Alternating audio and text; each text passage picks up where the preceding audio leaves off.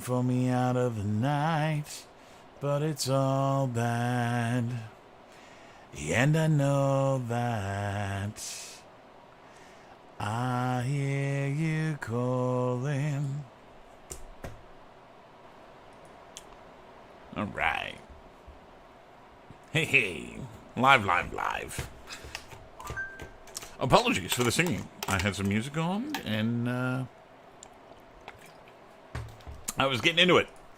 So, here we are again, plugging away. Today I've got a very specific goal in mind in regards to what it is that I'm going to be working on.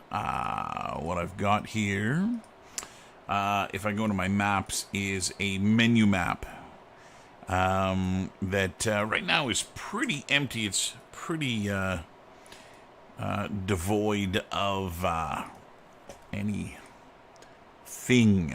And I thought I might put together a little something in here for my menu in terms of getting this set up. So I've just got this little box in here. This is just a box brush. This is a BSP.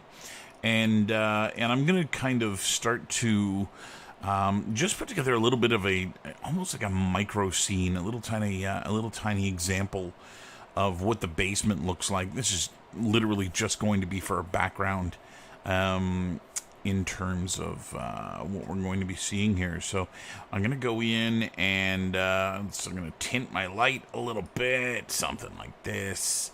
I'm going to go into the world settings here, and I'm going to really decrease the static lighting level, and I'll crank up the number of indirect bounces. Let's actually make that 20. And then sky bounces, we'll do 20. Not that matters. There's a sky in here. Indirect lighting quality, bring that as high as I can. And then the smoothness, we'll crank that up to 5. I think I can go to 10 with this, and that'll work. So it's just going to be some pretty lighting inside of here. And again, this is just meant to be kind of a little bit of a micro level. So I'm going to throw together just some of the assets that have already been brought into my world and use them as a means to get this all kind of set up. So, hello, Brittany. And so, yeah, so I've got this kind of ready to go here. I've got an empty world with just this little box in it. This is going to be my environment. And I've got a point light in here. I'm going to add a couple more elements in terms of getting this set up here. So I'm going to bring a skylight in. And I'm going to make sure the skylight is using the captured scene. And then we're going to go and find the exponential height fog. If I can type exponential height fog. And we're going to bring that in here as well. I'm going to go tint my exponential height fog away from the blue tones and into something a little bit more warm. A little bit more warm in color. I think he's going to read better. Now, let's see what else I want to do here. Now that I've got that done, I'm going to... let's throw some images, some textures in here. So I'm going to go into my Megascans library and into the surfaces, damaged concrete wall, and I'm going to throw that onto the BSP that's here. Now, even though we're not going to see all 4 walls of this room, I do want to put it on all 4 walls of this room because that is going to aid in making sure that we get what we want here. So I'm going to go into my texture settings and let's see if we can change the scale of this here. Zoom right in on this guy.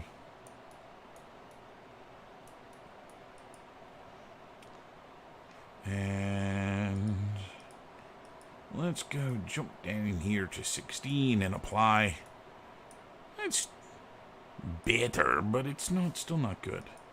We can go higher than 16, yeah? I can type in 64. Okay, we're grooving. We'll do the same thing with this wall. Now that I know the value, We'll go and type in some 64s. And here too. 64.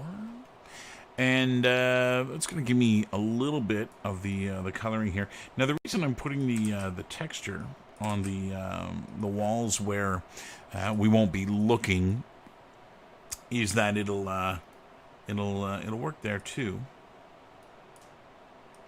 in terms of lighting the rest of the room. And so that's one thing that I kind of want to pay attention to. If I leave that gray color in there, it'll reflect that gray color into the area. So I'm going to go into my point light here, and I'm going to, let's see, this is Candela's. I'm going to bring this down to about 2. I would really like to turn off the, in the post-processing, that eye adaptation, which I hate. You can see what it's doing here without it. It is absolutely brutal how bright and dark it gets when you use that. I'm going to go in here. Let's see if it's in here. No, it's not in here. There's somewhere else where I've got to go tweak this. We might as well throw a post-process volume on here. And use that to be able to change some of the effects that's going on here. Yeah, the eye adaptation's in here somewhere. We will need to find that, because without it, the world is going to blow out on us. Even when you have the point light set to something reasonable. I've got it set right now to 2 candle power, which is ridiculously light. However, because of that eye adaptation, it kind of blows itself back up again and does exactly what we don't want it to do. So there, we're going to turn that off. And this is looking a little bit better. I'm going to change the texture that's on the walls here, I think. The noise that's on this one, the dirt that's on this one, is a little too recognizable as being tiling, so we don't want to do that. I'm going to bring the light up to something like this. I'm going to grab this BSP box here, and I'm going to scale it down. Not too much, my friend.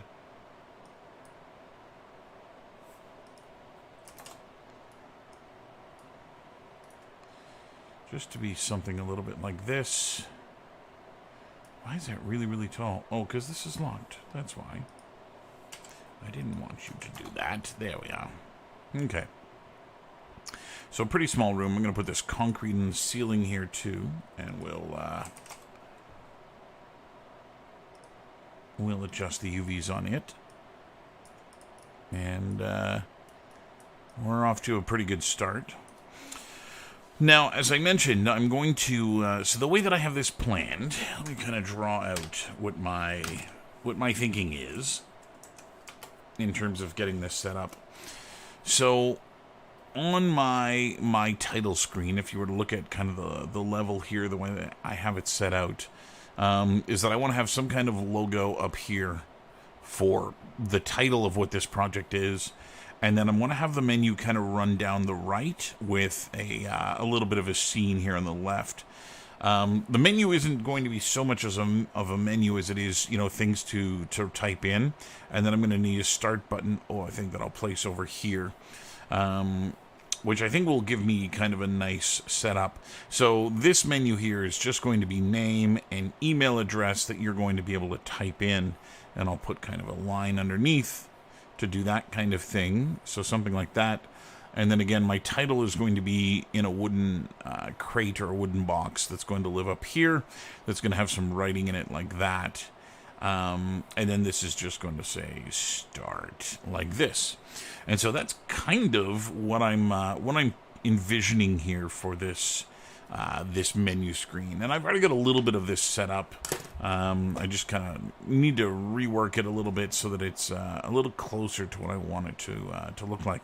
I also don't want to just have these plain walls in the background. I wouldn't mind filling in if I can, a little bit of clutter in the room here in order to make this work.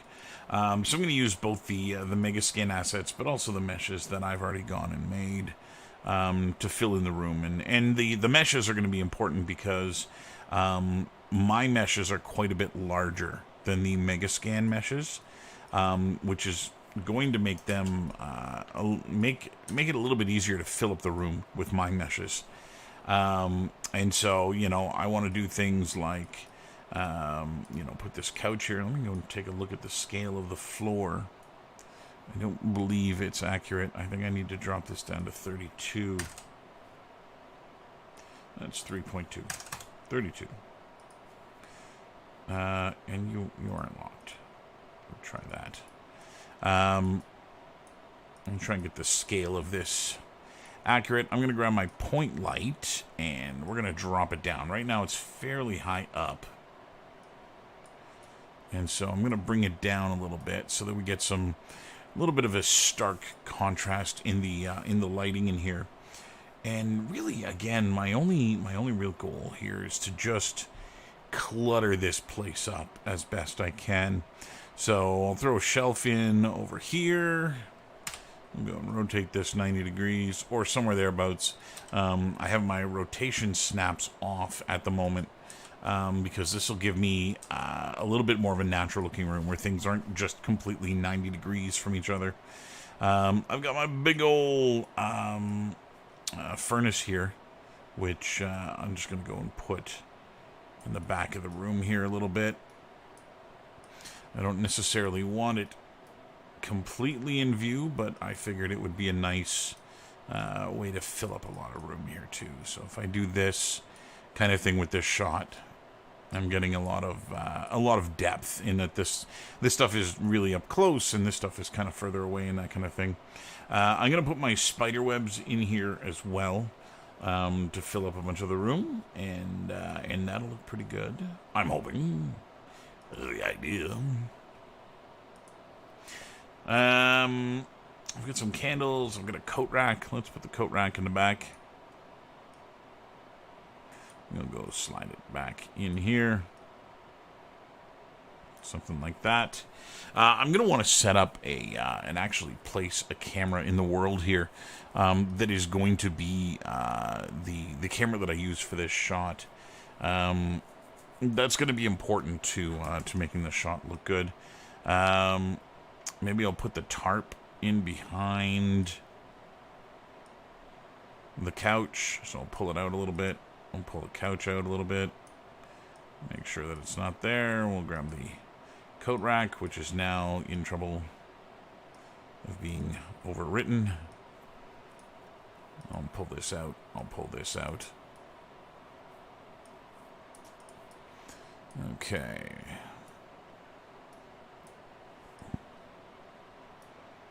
Something like that. I think before I do anything, I'm going to go in and grab my my cinematic camera actor here that I'm going to place in the world. And again, my goal with this guy is going to be to set up the shot the way that I want it set up. And so we'll do this. And I can't quite see what's going on there, so we're going to go and push this back into the back of the room here.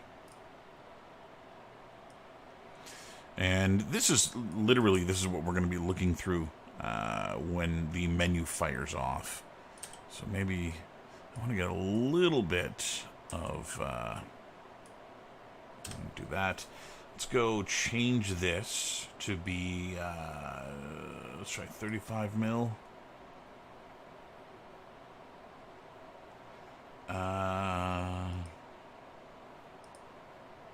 16:9 film. Yeah, that's not too bad.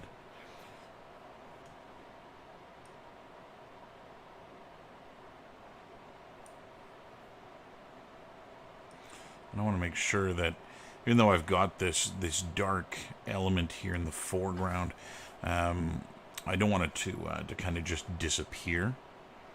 That's not too bad like that. Let's go and look at our post-processing in here. And let's first go into What do we want first? Let's go with the lens first. And turn the bloom down. It's not even on, so that's good. Chromatic aberration I'm going to turn on.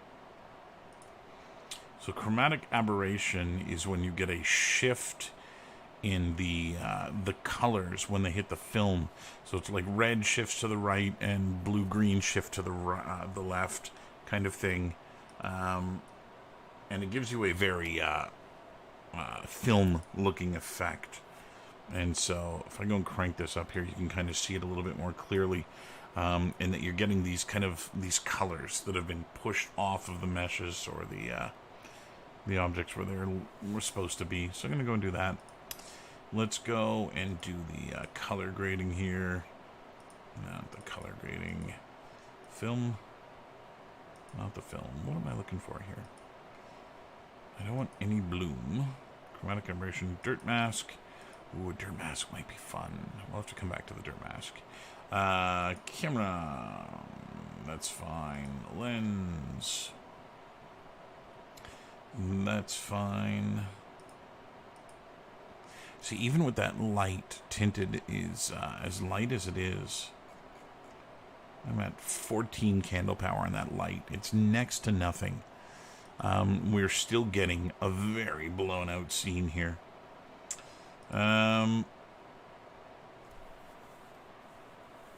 Let's play with the focal distance a little bit. Okay, that's a little bit better there. Play with the aperture a little bit. Actually, my goal here is to blur it all out. And so I'm going to turn on the depth of field. I'm on manual.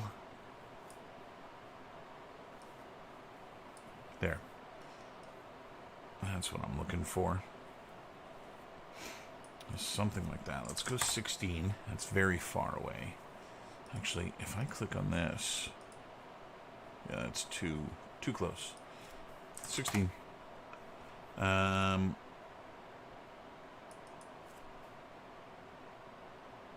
we'll do that. Okay, so that's getting there.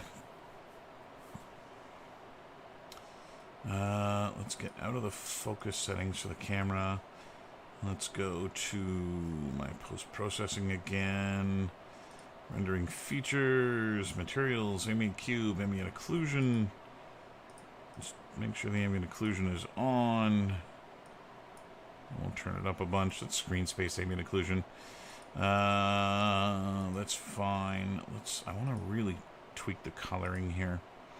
So let's play with the white balance. Nope. White balance is fine where it is. Global.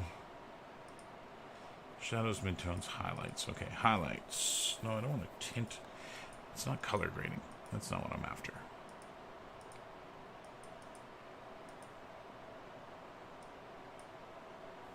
Where the hell is what I'm after?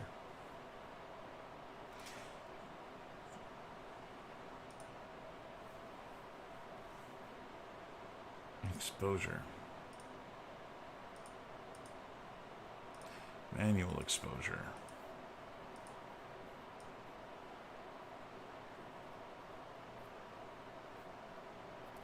So I can kind of set this the way that I want. That's not too bad.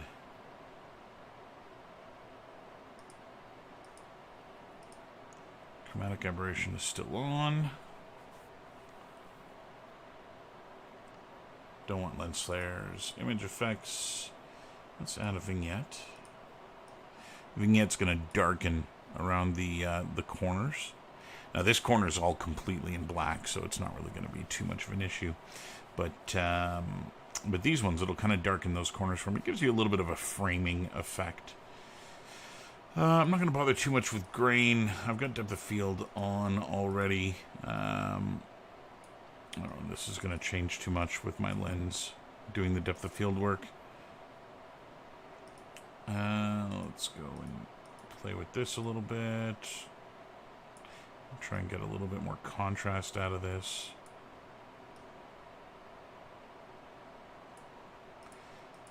clip and the white clip.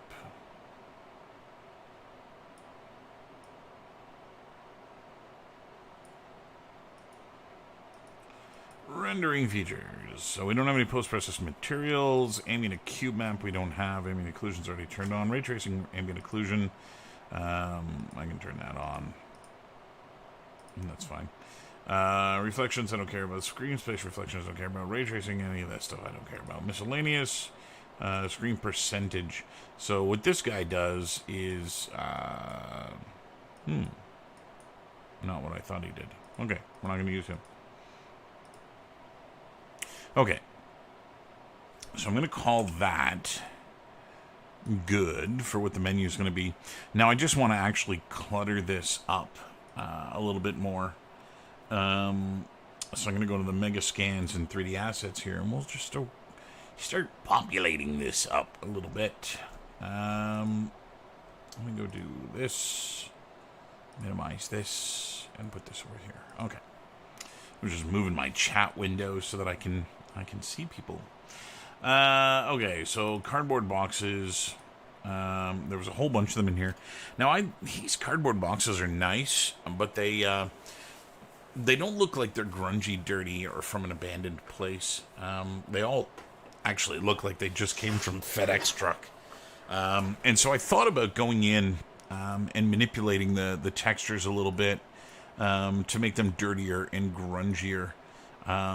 They're also, for something that's a frickin' cube, this thing is 500 triangles. Again, illustrating how not very useful these mega scans actually are.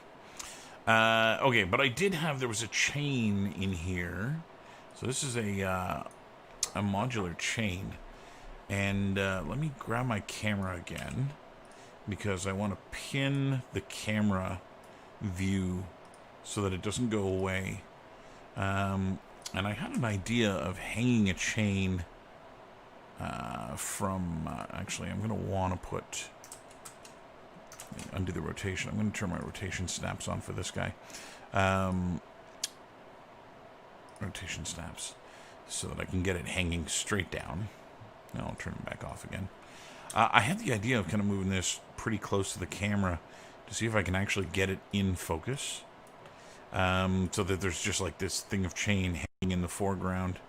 I don't know how close to the camera it's got to go to become in focus. But I thought that would be one of those things, you know, something like that.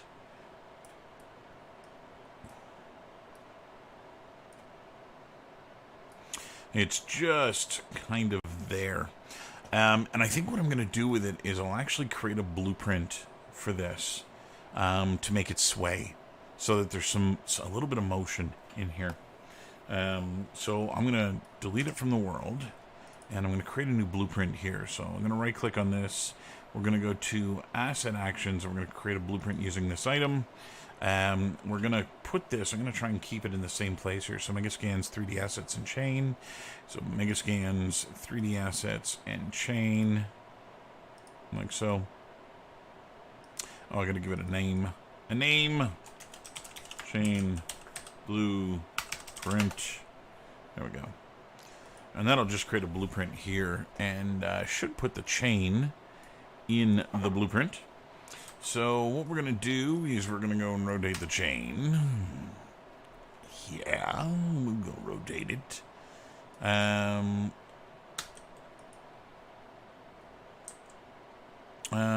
I not rotate this in here? No.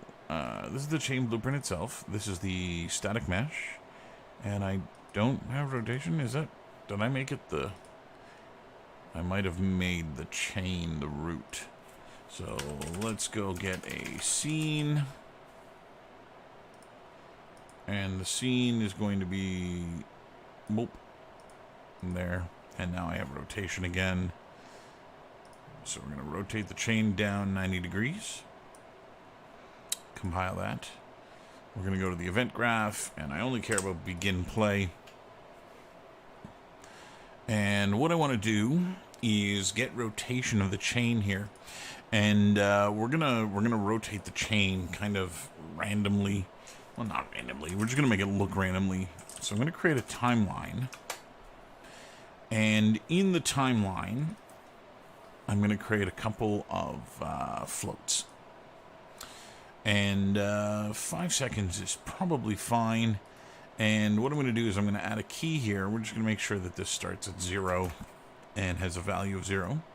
We'll add a key here that should also start at 0 and 0. And we're just going to go and add some keys all over the place here. And I'm going to do this in kind of a zigzaggy pattern.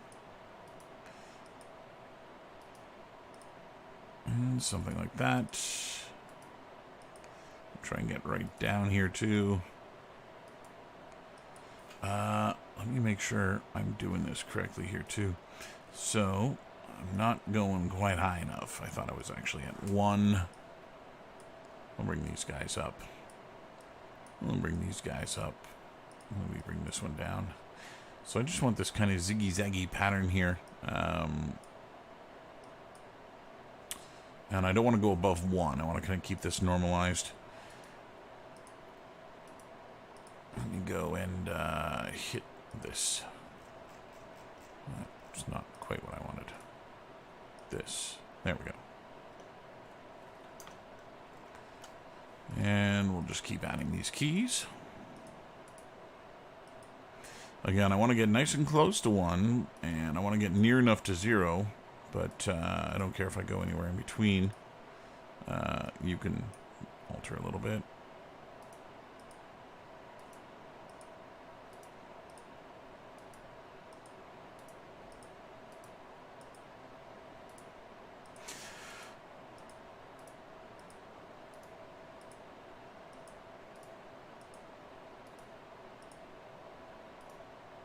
Okay. Good enough.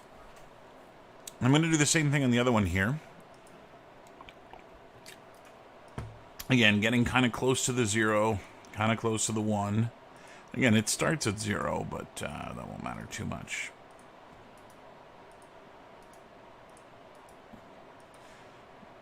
And I'm going to try and keep these a little bit different here too, because that'll be important. That one should be moved. Again, I'm kind of always in the same range here. So if I can wibble these a little bit to kind of make them a little uneven. Let me pull this guy down and pull this guy up. Okay, anyway. The next thing I'm going to do is select all of the curves and right-click on them, and we're going to go to Auto Curve. To make them nice and smooth for me.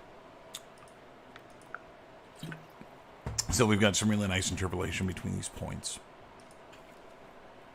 Now, that gave me, I should probably name this, let's go, rename track 1, rename, you're going to be called X, and we'll rename this one Y.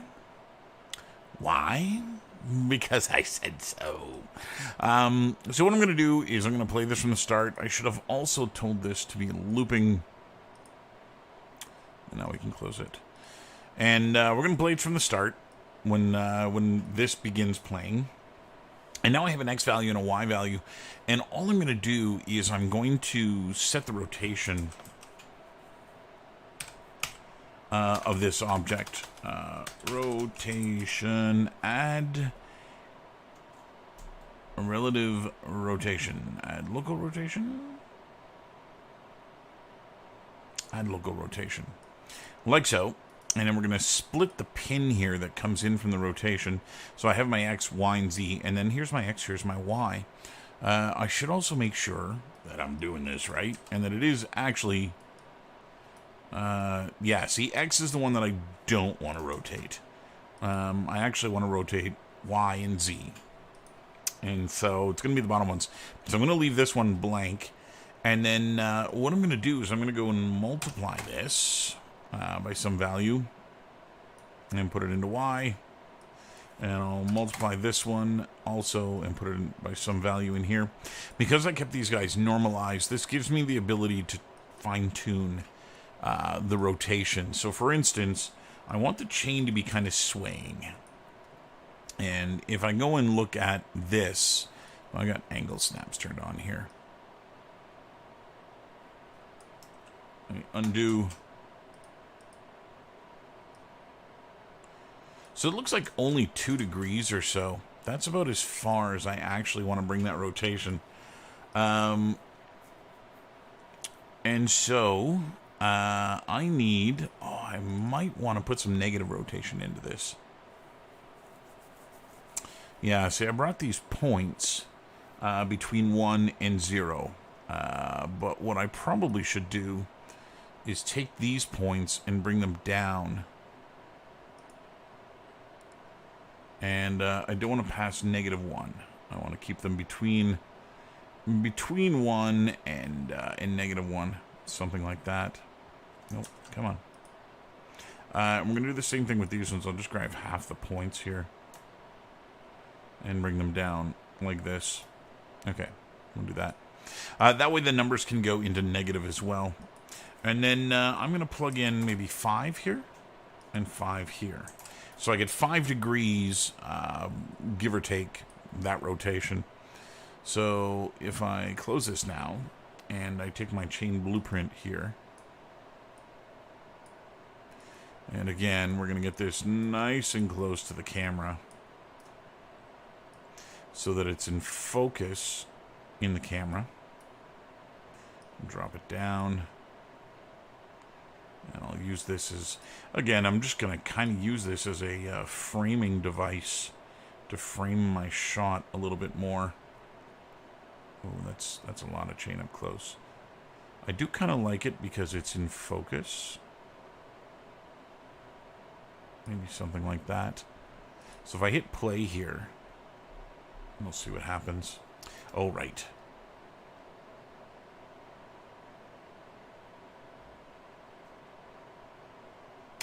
So I'm not actually seeing that go. So let's go and manipulate this. And let's turn this up. Let's try 50, although... Oop, 50. Let's go to the viewport here. I'm going to hit simulate.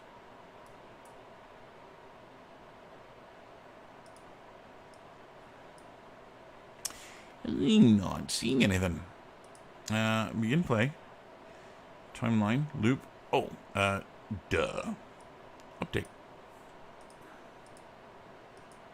So now if I simulate, yeah, it's going to go mental because I cranked it up to 50. Let's go put the 5 back in here. Do this. Viewport. Play. Wow, 5 is a lot.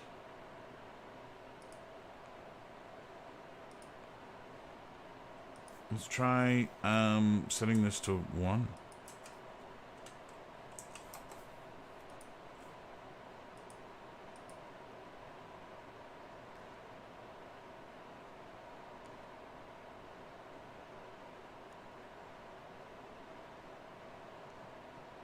Okay, so not doing what I thought it was doing. So I think 1 is a full rotation of this thing. So I'm going to bring this down to like 0.1. Oh, those are integers. We're going to multiply this by float.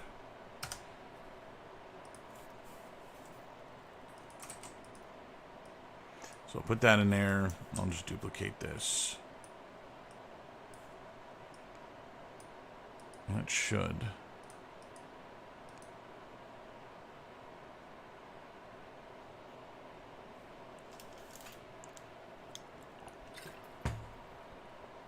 Better. It's a little jittery. Let's go in here, and I'm going to change this value to 0.01. And I'll change this one to 0.01. Let's recompile.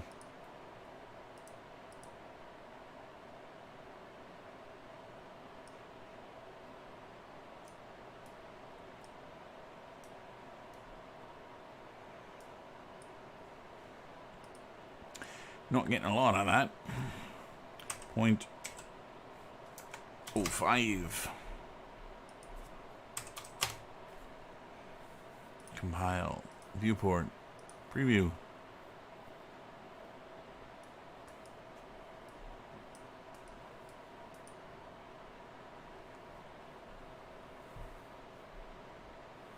Okay, we're getting there.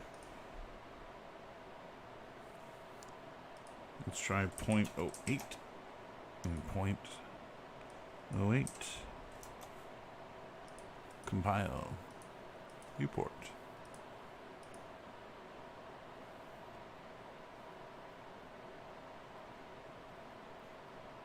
Oh, yes. I know now what I'm doing wrong.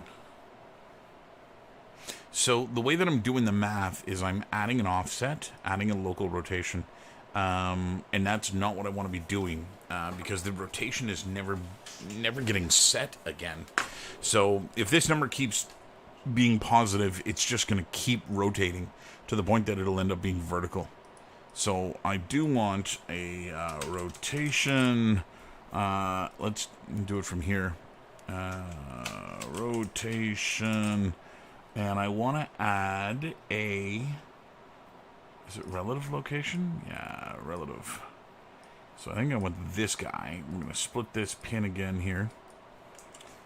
Nope. This one I want deleted. And we'll throw these into Y and Z. And we'll see if this gives me a better effect.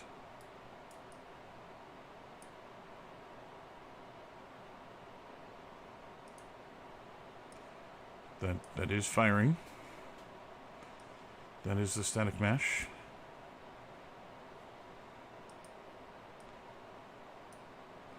I can't say as I'm seeing anything here. Let's bring this up. Let's try 5 again.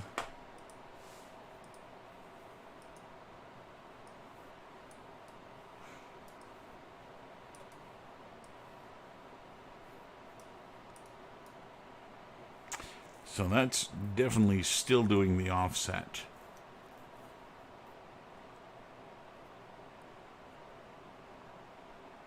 Okay, maybe what I'll do, instead of trying to make it look random, is I'll give it a rotation. So let's take all of these nodes and delete them, and we're going to start over here. So we're going to start at 0 and 0. And we'll add a key here at 5 and 0. And at 2.5, we'll add a new key.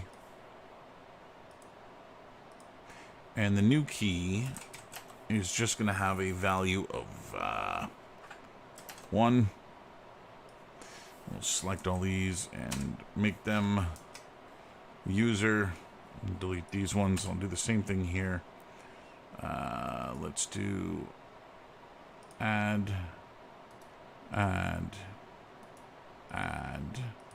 this one's going to be 2.5, and a value of 1. Actually, let's give this one a value of -1. This one's going to have 0 and 0, and this one's going to have 0 and 0. I'll select all of these and auto them, recompile that. And now what I can do is I can actually multiply these. Let's put a 5 in here.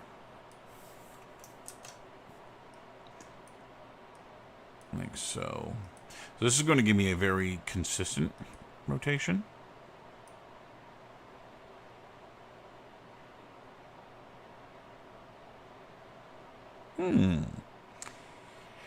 Not what I would have expected. So let's try a different add rotation here.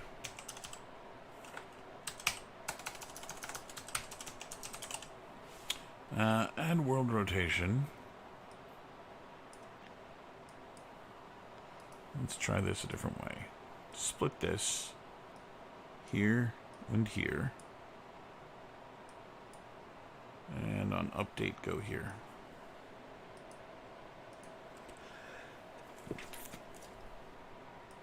And let's turn off the simulation and restart it again.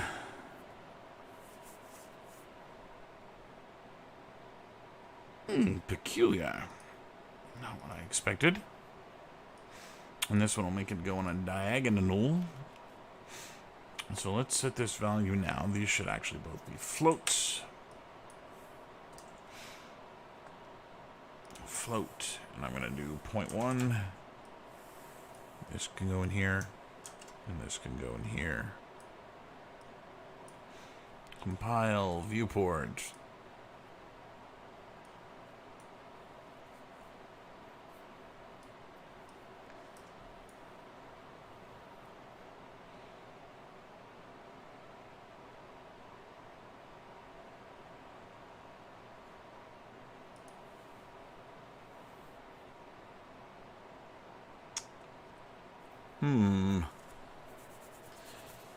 I think I'm doing... So I'm doing the rotation wrong.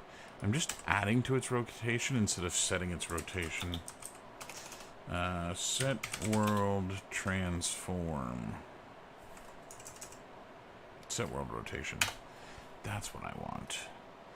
I don't want to add to its rotation. I want to set its rotation.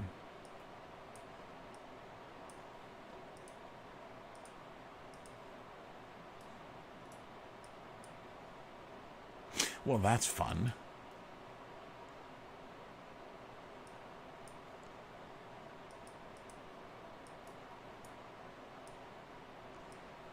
So it is swaying the way that I want it to sway. So let's take this and kill. I don't know when that rotation is there. That rotation is there. Or that rotation is there.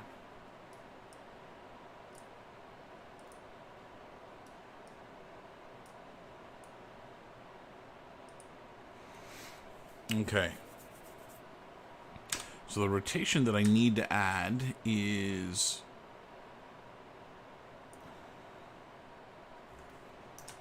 I think 90 in the X.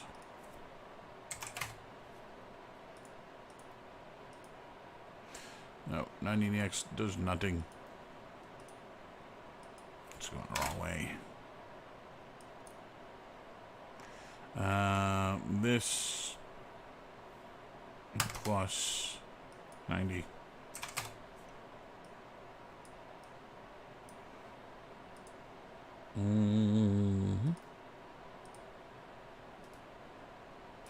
Plus negative 90? Or minus 90. Same deal. I lost my chain. I lost my chain of thoughts. There we go.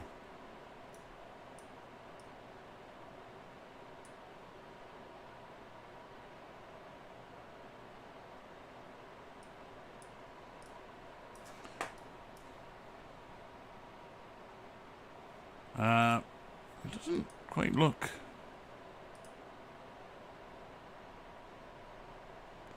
the way I want it to. I'm just looking in the cinematic preview here. I'm not paying attention to the rest of the world. Pay no attention to the man behind the curtain.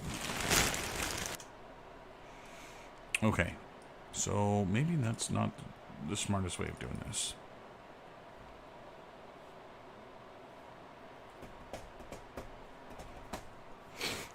Let's not bother animating it then.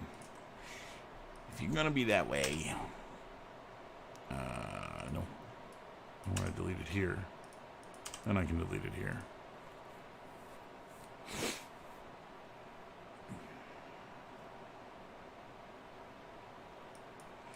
And then we'll just bring the regular version out.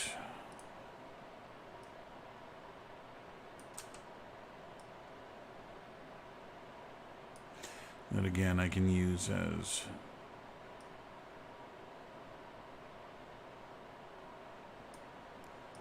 a framing device. I can get it to line up. Oh, I'm way further than I thought I was.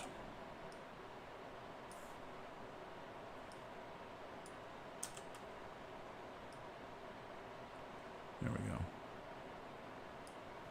So I just like this because it's in focus. It looks a little bit more framing with the dark on this side and kind of the dark on that side. Anyway, that was a lot of work for nothing. Let's go and clutter the place up a little bit. I'm going to go and scale a bunch of these assets up to help them fill the shelves a little bit more, as it were. Because that's really what I want to do, is just make this look cluttered and full. There's a jerry can go up here.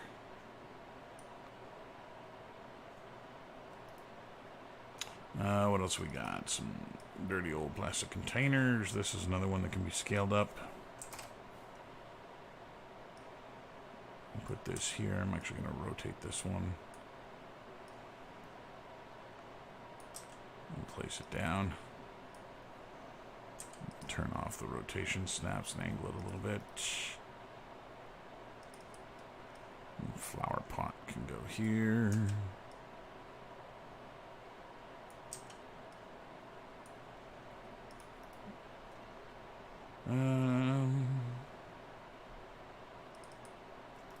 Got that one. Jerry can. Military wooden crate I got. Oil containers. There's a whole bunch of these guys. These two can be scaled up a bunch.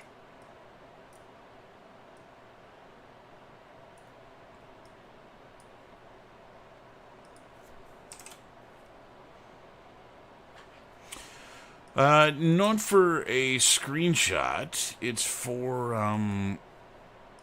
my menu.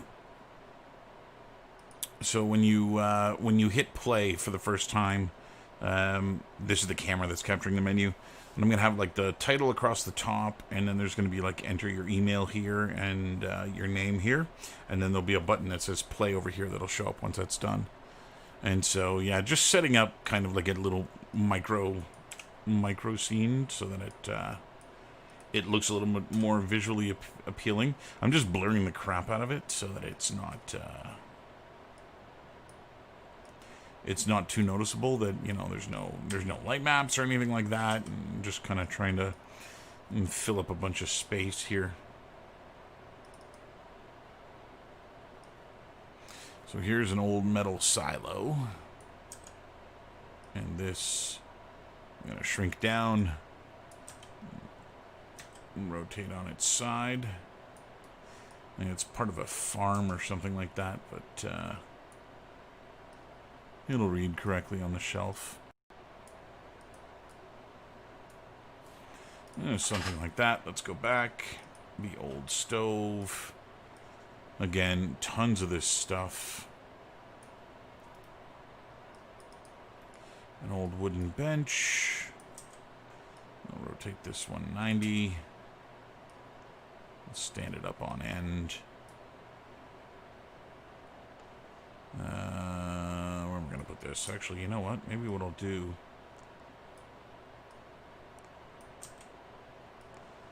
is go end.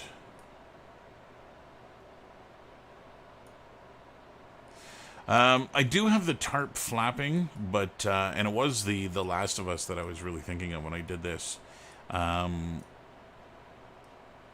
just didn't want to make it very The Last of Us. The amount that I've been criticizing that game, I thought it might do me some good to not just duplicate what they've done. If I put a wind node in here, my tarp should actually start billowing. Let me go see. Wind direction source. So here, let's go put this in here. Grid, and then strength I'll set to 1. Speed I'll set to let's leave it like that, and let's simulate. Let's see what that actually does. So there. So it is moving. You can see where the my font and stuff is going to go.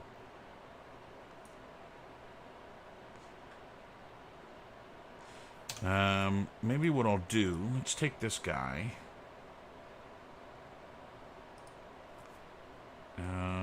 Let's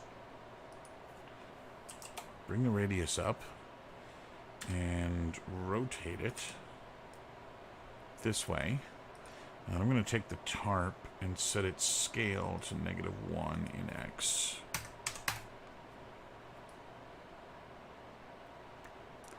And -1 in Y. And bring it back this way. So what this should do, if my math is correct, and I hit simulate here.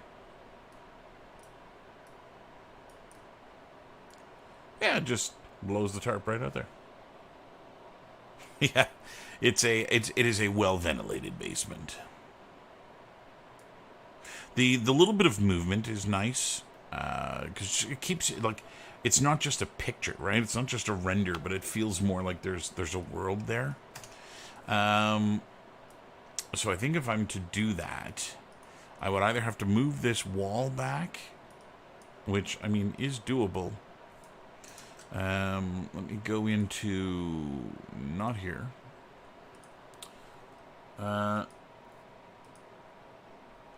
Wasn't there? I thought there was another mode here. Brush editing mode. That's what I want. Let's move the wall back a little bit. And I'll have to do the interior wall too.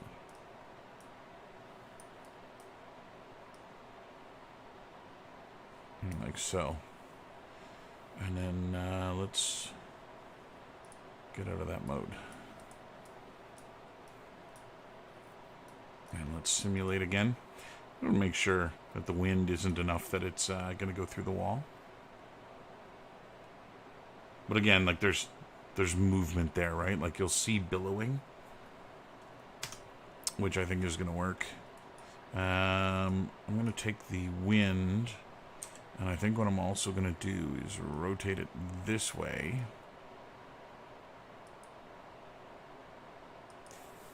The speed is fine. I want the max gust to be 1.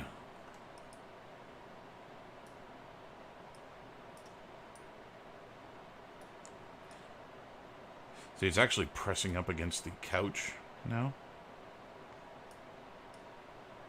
So what I may do instead is rotate it this way.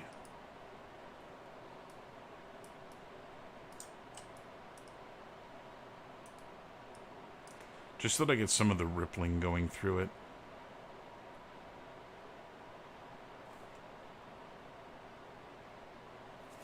Again, my tarp is folded in half, and it's going through itself, which is not ideal. That Last of Us curtain is only just a single sheet, which I think makes it look a little bit better. But again, to just have a little bit of motion, a little bit of movement in there, I think that'll be enough. What else have I got here? An old wooden door. I'm going to put this down.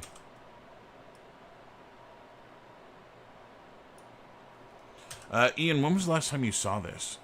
How long has it been since you've been around?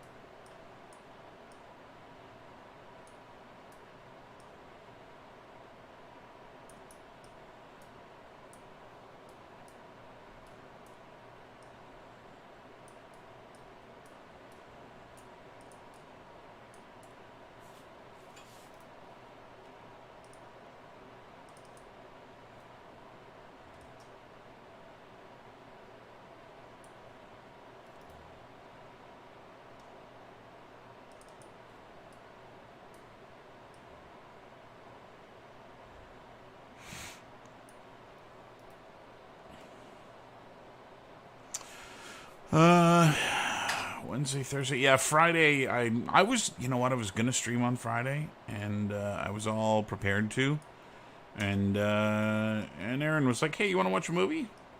And I decided, yeah, I decided I was gonna watch a movie with my wife, and so I did. I don't remember what the hell we watched now. I'm looking back on it. Oh, that might be too much hotspot. Let's stand this guy up completely vertical and shove him in that corner some more.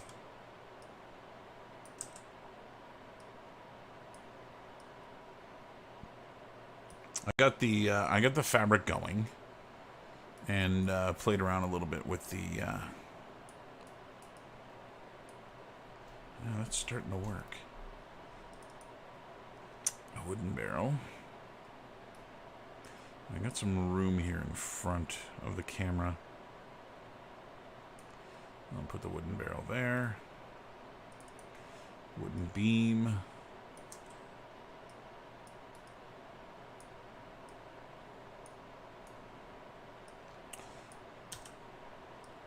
Yeah, I'll show you the map here as soon as I get to a point where I'm comfortable saving this. I made some good progress. At one point, when I was streaming, it must have been Thursday, I was like, oh god, where's Ian when you need him? Because it was all, I was doing set dressing stuff, and I was like, god, I don't know what the fuck I'm doing. Making this shit up as I go.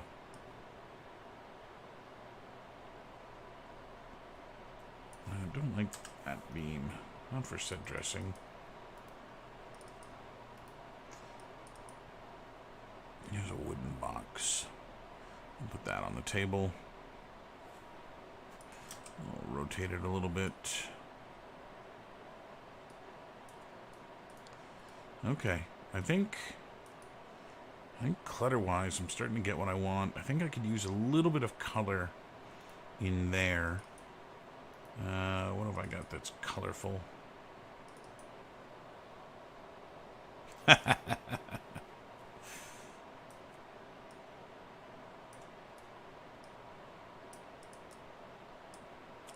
put that in there.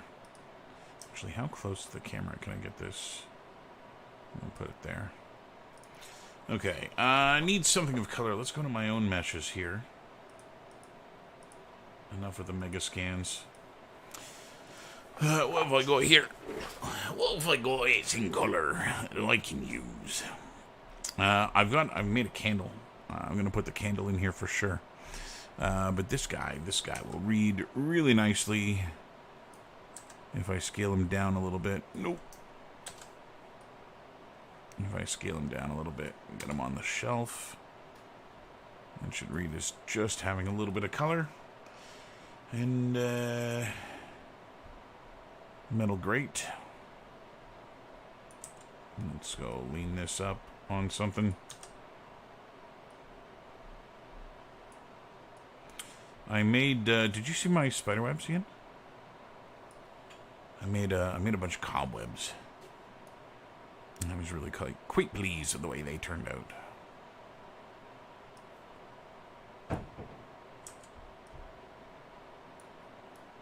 So I'm going to put a few in here, though. With the blur that I'm doing, I don't know that there's much point. Whoa! So there's a depth of field error.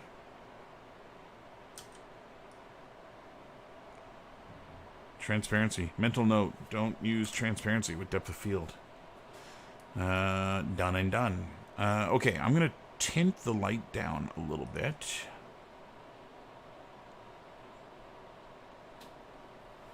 No, not a Max plugin. Oh, yeah. The Max plugin is a modifier that I bought that generates them from splines, which is really cool.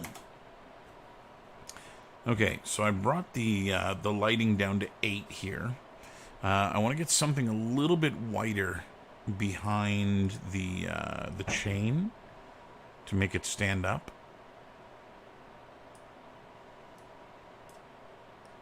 Or stand out. Okay, I'm going to leave the box there. Yeah, that's not going to do a hell of a lot. So maybe what I'll do is let me make the blueprints of my candles.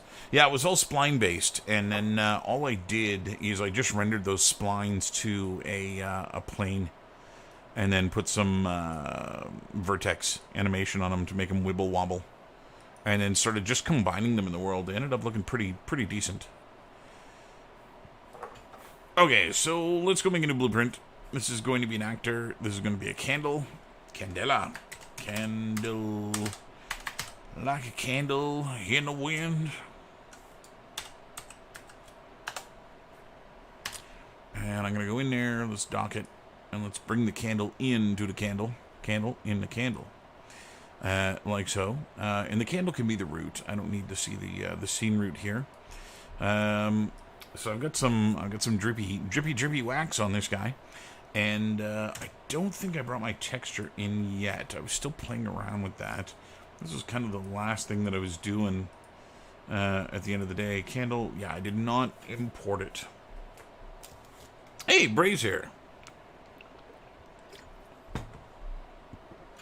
Yeah, bringing it in as splines was super expensive. I dropped frames every time I did it, and it just didn't work. It was not sustainable, and so I ended up scrapping it in favor of what I'm doing now.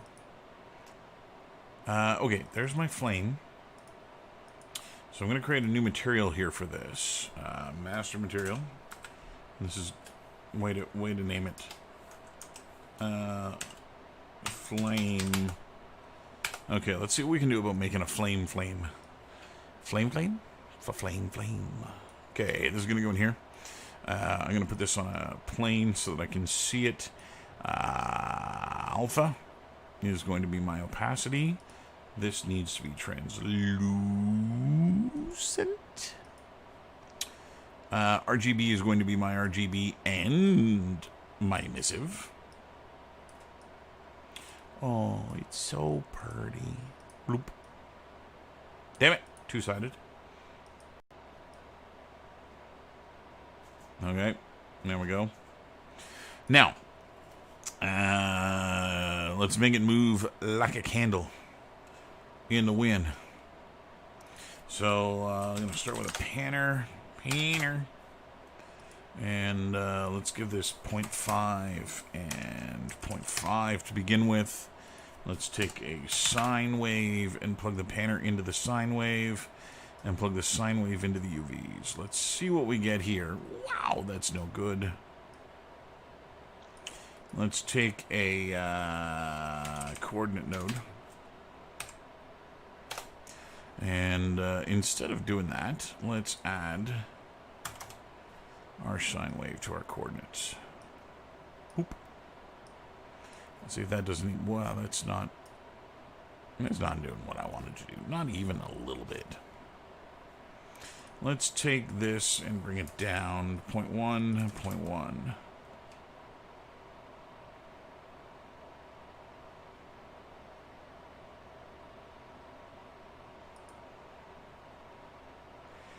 That's right.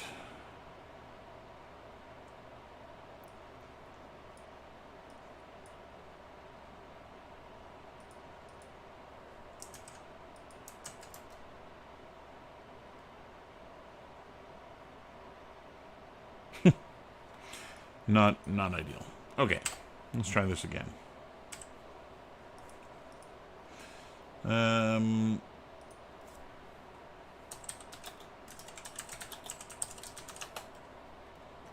had set this up at one point in time.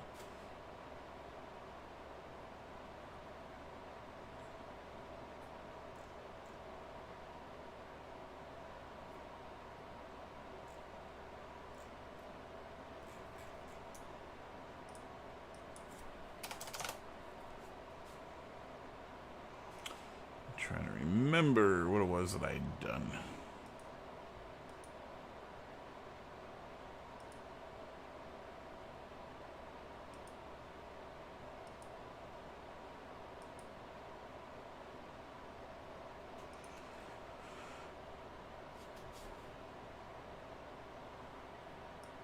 Where's my candle? There's my candle.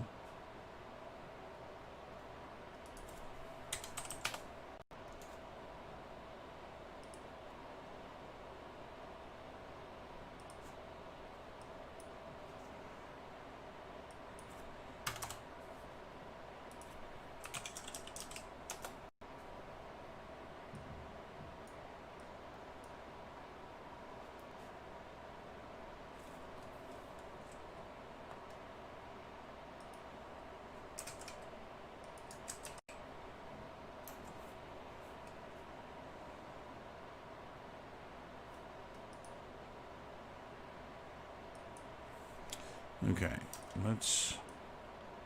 this has to go into a sine. And then let's make the sign get really, really small. Let's try 0.003. And then add that to the UVs.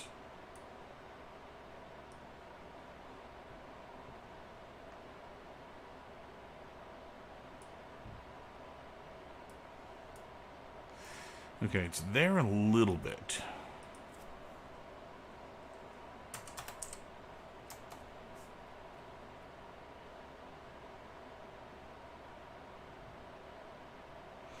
Okay, that's a little bit better, but I'm getting distortion up at the top. So the distortion is being caused by the texture wrap, where the bottom of the wick is showing up through the top of the image. This is actually a fairly easy thing to do. I'm just going to manipulate the side to side a little bit more. It's boogieing left and right a little too much. It's still a little much. Okay. I think that's a little bit better. Now let's deal with the clipping. So all I'm going to do is just go into my texture here and tell it that I don't want this texture to wrap. I want it to clip. Wherever you are. You're in here somewhere. There's wrap. We're going to clamp it and save that. And that should...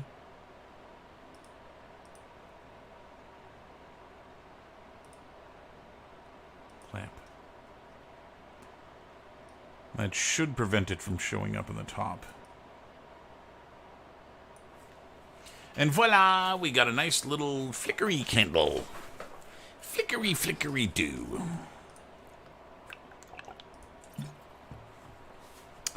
Yes, I want to save the changes. I haven't applied a brightness or anything to this. Which might be something that's important. I also didn't create geometry for my candle flame, so I'm going to do that now. I'm just going to bring the candle black in. I'm going to bring the candle back in. Fibex candle, and I'm going to go put a plane in the front view. About here. Let's kill this and this. I'm going to bring it down. Because the wick is in my image, I need it to be at least there. Okay, then I'm going to put my pivot point at the origin.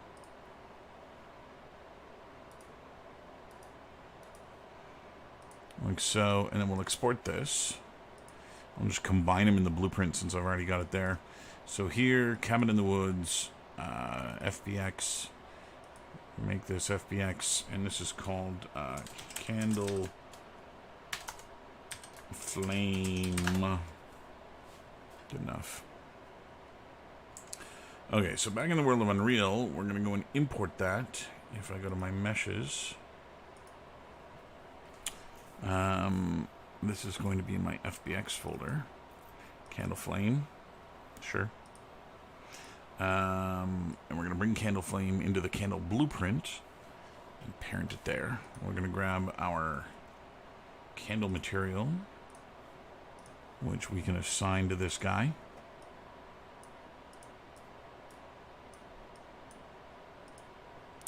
And just like that, the candle she lit. I'm going to need to put a light in here. Now, this would be one of those things that would probably work really well if I made this always face the camera. But I think I can actually just purposely place my candles so that that's not an issue. In fact, I could probably duplicate this and rotate it 90 degrees. Let me take my synapses on, yeah. And just rotate it 90 degrees like so. So that from every angle We see that flame. And it's got one texture on it, so it shouldn't be all that noticeable. So I'm going to compile that. The other thing that I need to add is a point light. And my point light, you can see that my wax material is already set up the way that it's supposed to be. So that when a candle is lit, it looks like it's lit. I set up all the SSS on the candle to work properly. So what I'm going to do, I'm going to bring the light up here. And we're going to go and change some of the properties in the light. Let's get rid of this thing. I don't need that. First and foremost, we want to change our lighting model here, if I can find it, to be candelas, which is how many candles this is. The answer should be 1. And this is one candle. No, don't. Why do you move when I do that? I don't want you to move when I do that.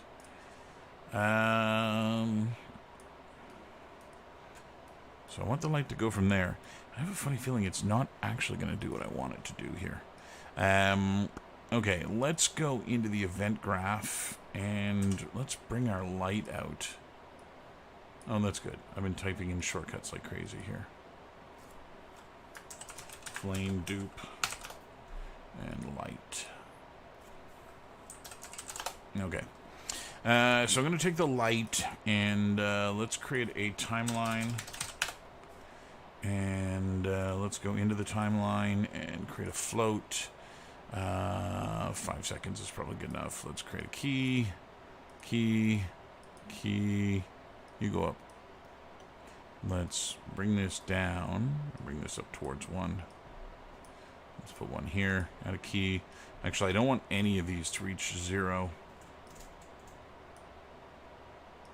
So if I can bring them up above 0. Key.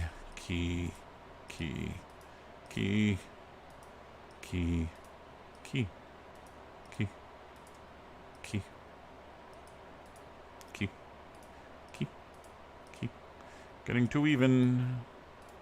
Key. How far am I? Wow, I'm a long way off from the end. Let's zoom out. Key. So the idea here is that this is kind of like what I was doing with the rotation of the chain. Only maybe this time it'll work.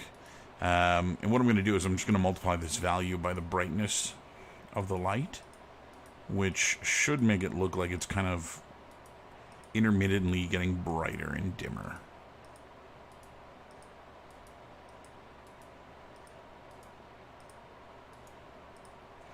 Okay, so let's select all these keys, compile that. Let's make this loop. And then what we're going to do on update is, let's do it from here. Set intensity, and we'll multiply this by some value that I'm going to plug into here. Update can go into here. Let's try 45 for the intensity. Compile this and go to the viewport and simulate. 45 might be a little bright. Let's go to 15. Let's try that. I gotta put it in the world before I can actually see what it's doing. Yeah, it's gonna be too much too. I'm only using 1 candela, so it would make sense that I should stay around the 1 mark. So let's bring this up to 2. Compile. And let's bring one of these blueprints into the world and see what it does. Oh, let's make sure that my light is also movable. Yes, it is. Okay, good. Good job. Good job.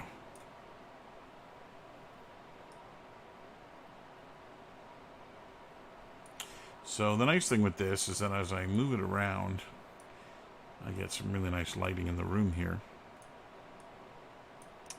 And what I was really hoping to get is some of that light show up on camera.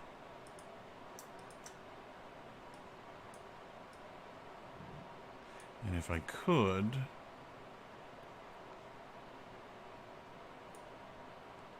That's really bizarre. Let's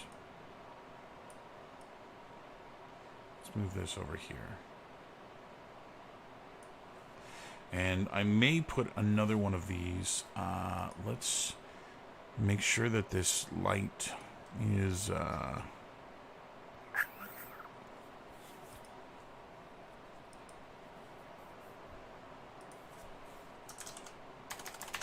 guess that's fine. Okay. I may put another light in behind here to just hit the chain a little bit. Let's do a build all lighting.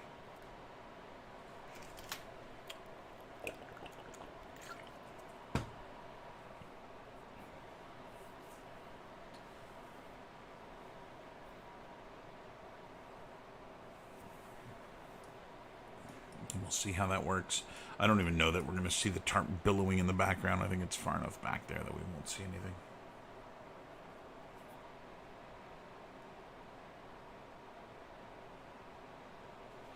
And then I'm going to do some... I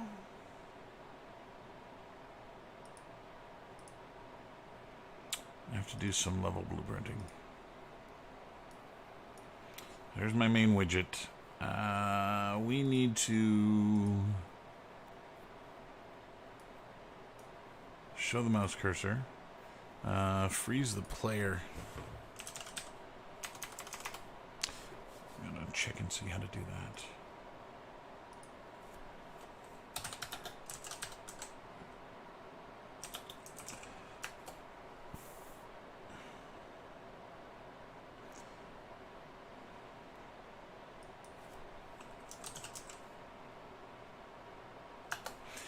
Disable input? No, that's not right, because I still need to be able to use the mouse. Show mouse cursor. It's not disable input. There's something else I'm missing. Let's see how this lighting pass does. Yeah.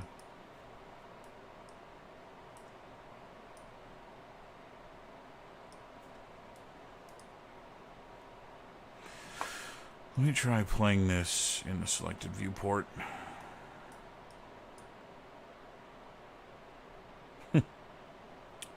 Evidently my eye adaptation is still on.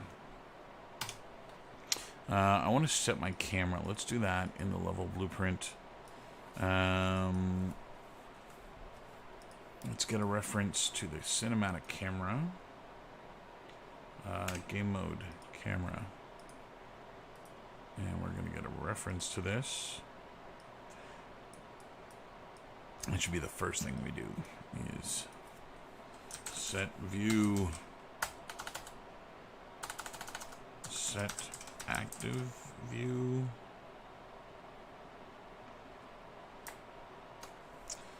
How do you do this again? Yeah, there's been a lot going on, Christian. I've changed many things. I'm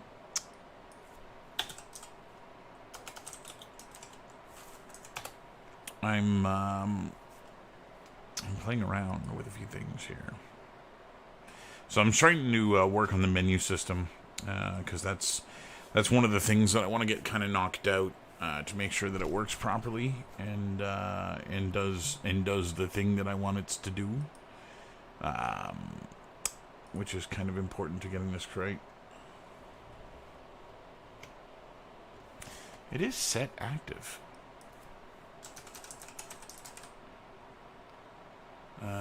This one, set active. So let's do this, and compile. Hopefully we get no errors or warnings. And that should mean, when you're in the wrong place, that when I hit play, we should see out of that camera.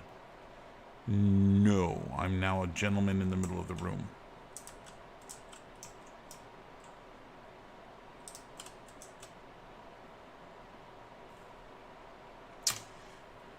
Not doing what I wanted to do.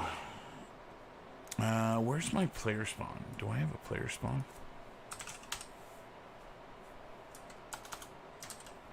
I don't have a player spawn, so let's add a player spawn.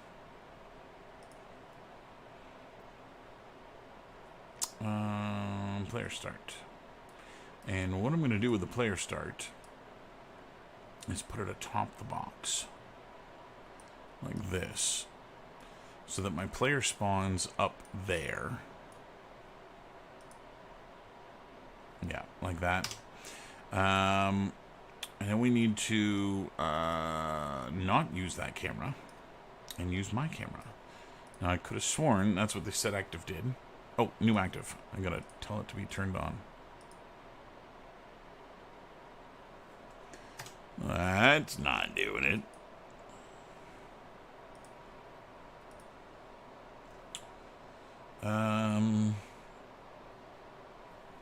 Let's try set view target instead of set active. Set view target. Boop. With blend. Cinematic camera. New view target. This guy. And you're not a... So we need the player controller. Let's just grab this one. Put that in there. That should fix that. I don't need to blend, even though I know that's what this node does. Boop. There we go. Okay, so I can get out of here. Let's kill my preview.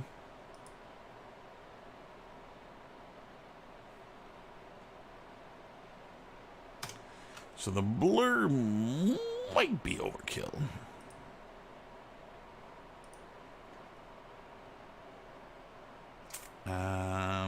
Let's... I like where that is. Where is my camera settings? Focus settings?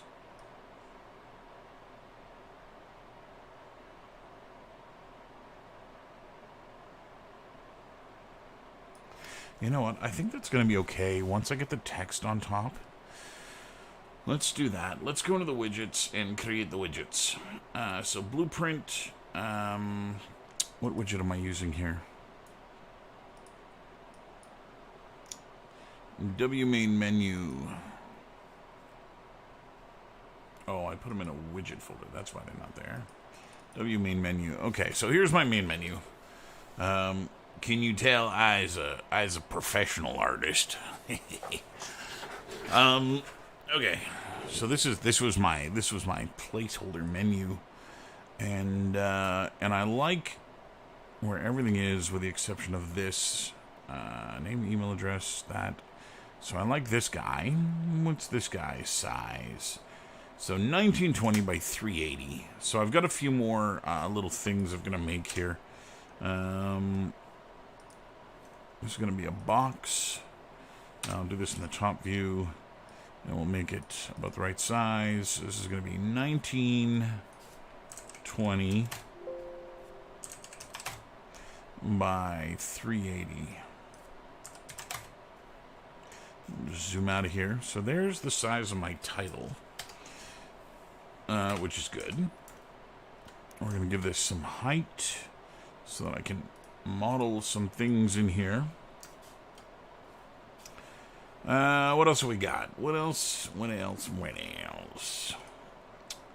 I wouldn't mind some kind of a cracked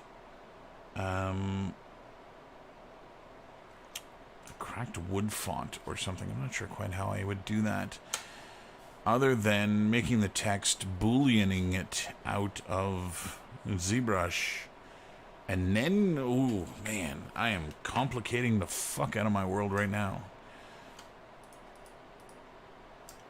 I gotta remember that this is just a little fucking micro project, and that I got better shit to do. So I'm gonna give this a wooden border. The one that I'm duplicating here, so I've already made myself a little UI element that I played around with. This was in images. Nope, apparently not. UI. This guy here. Which is just kind of this old, like, box with, you know, goop and stuff in it. And that's what I'm looking to reproduce, and that's what I'm doing here. And so I'm just kind of reproducing the modeling that I did on that in terms of edges and how round things were and that kind of thing.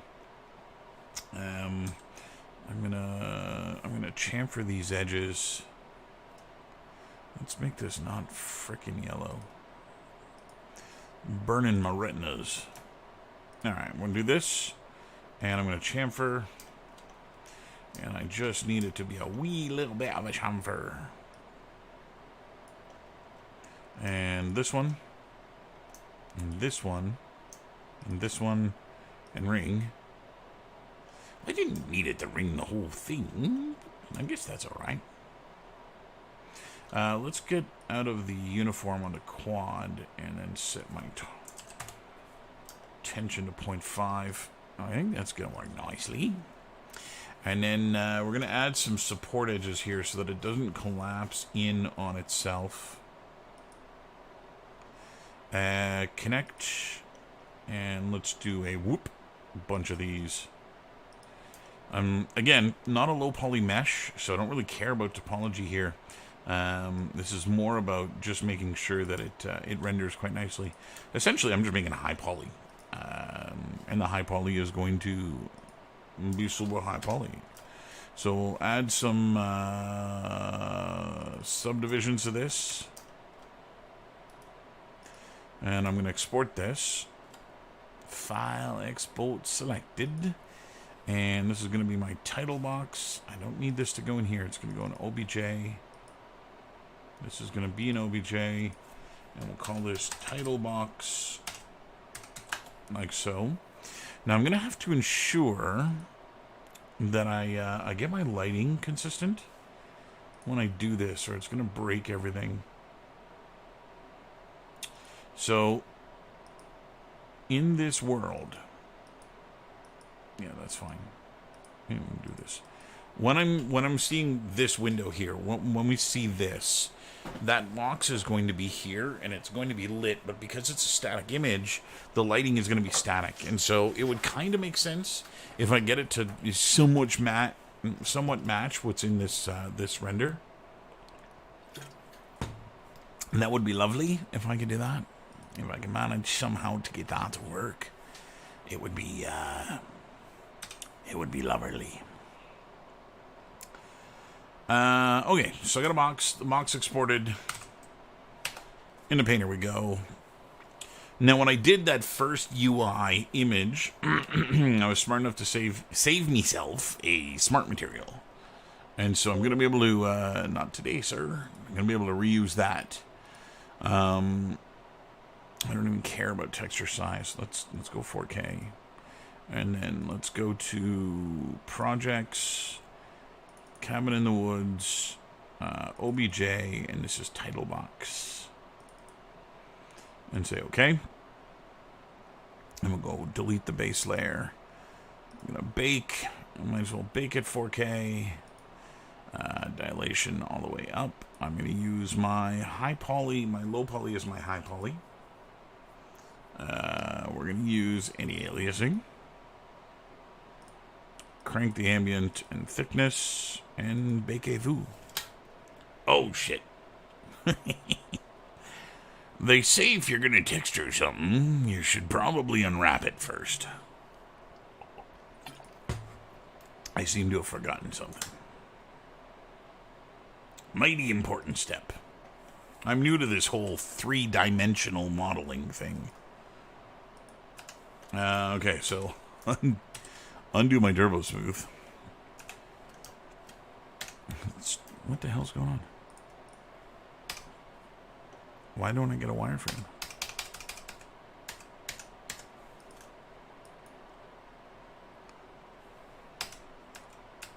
Okay, now I get a wireframe. Weird.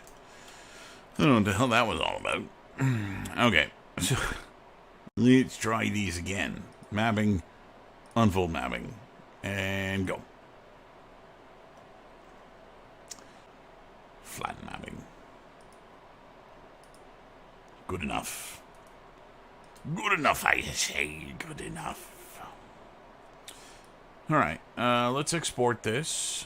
I've got some pirate in me right now, and I don't normally. But in the past 2 days, I have watched all 5 Pirates of the Caribbean movies with my son. And so I can't help but talk a little bit like a pirate. It's stuck in my head. Edit, project configuration, select, that was title box, okie doke, and Bekez-vous. Oh, you couldn't remember the frickin' settings I already had in there? Use high poly. Don't care. Anti-aliasing. Ambient occlusion, yes please. Thickness, yes also please. Bekez-vous.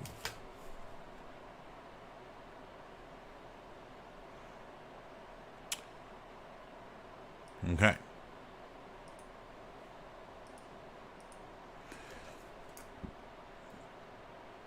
That's a start. Let's go to my smart materials and see if I can't find what I named my UI. And normally when I do these things, I put my name at the beginning of them. And I've only got one here, which is not the one. Moldy wood, that's it. Oddly enough, I named it for what it be. Moldy wood. I don't like the vertical wood here. I believe it should go the other way. That is the wood there. That's fine. Wood fibers. That's most of the wood fibers. Rotation 90. It's a start. Grunge pass is fine. Somewhere in here, wood fibers too. This one. This one. Angle. Wait, that's paint layer. I want to fill. There we go. Rotation 90. Yeah, that looks better. The only other thing, I think that's okay.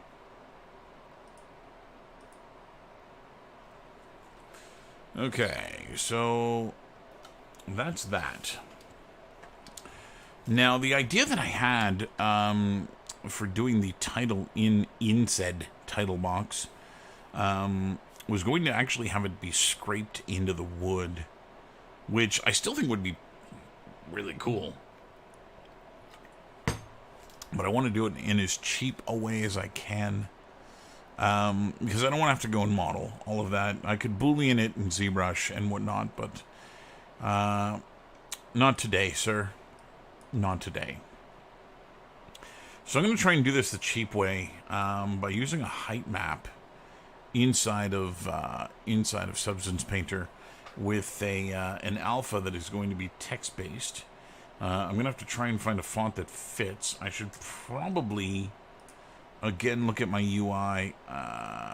Which font is being used in Unreal? Oh, I'm doing font in Unreal. Right. So I don't have to put font on this. I just need to make the box. Right. Can I alter the way that font is being rendered in Unreal? We got Z order, opacity, typeface, size, outline, strike brush, shadow offset, justification. So no, I was looking for something akin to the Photoshop filters, where I could set this to be an overlay or a multiply or anything of that nature. And it just does not look like that's going to be a thing. And so, yeah, not helpful. I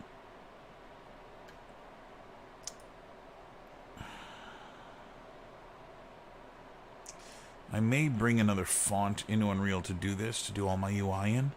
But because I'm doing it that way, I think it simplifies what I'm doing here. In that we just jump over to Iray. I'm going to, if I can, switch this to an orthographic view, which is going to eliminate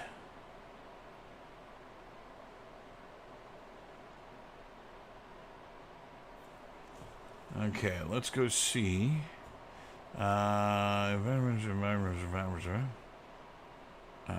environment rotation.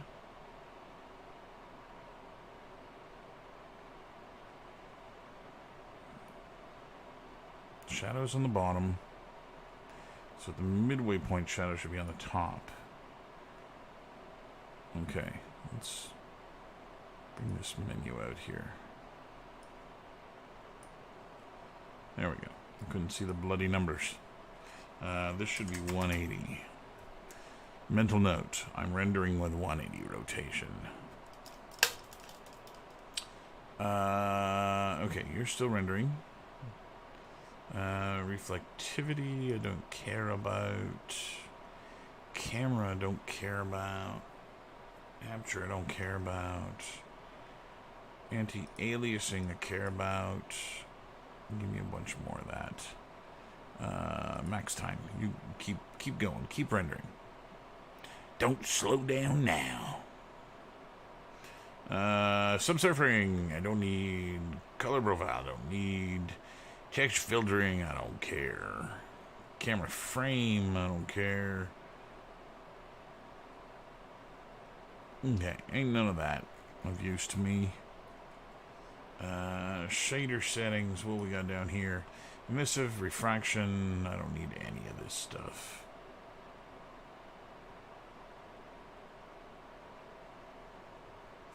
Okay. So essentially, I just need this to finish rendering.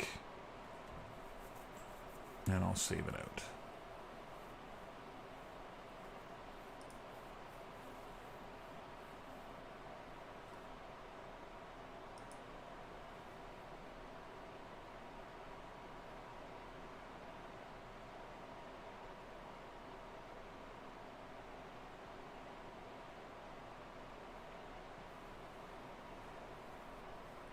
So I'm just watching my iterations here. I give it 1,000 iterations.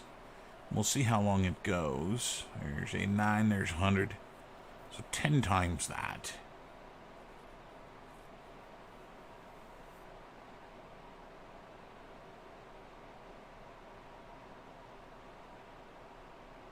And we'll go and spit this out.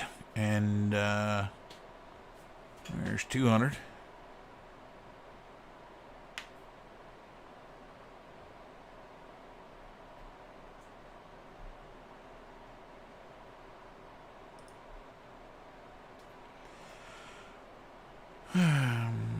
Ho-hum. Okay, we'll let that go. I need a begin button as well. This thing is 500 by 2. So you know what I'm going to do? See, it'd be nice if I could just reuse some of the assets that I'm already making. They won't scale nicely, which is one of the issues. And I've made them all different ratios, all different aspect ratios, and so nothing is going to do what I wanted to do.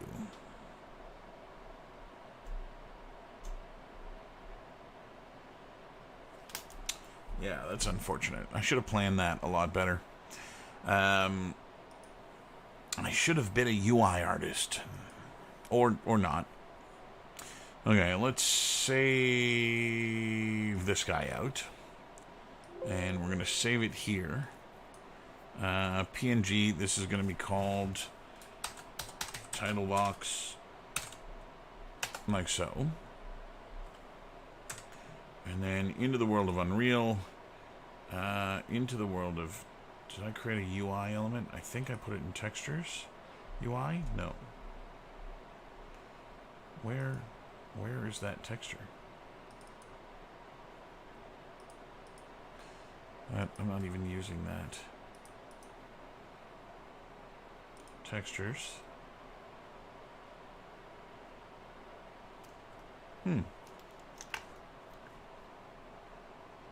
Audio, blueprints.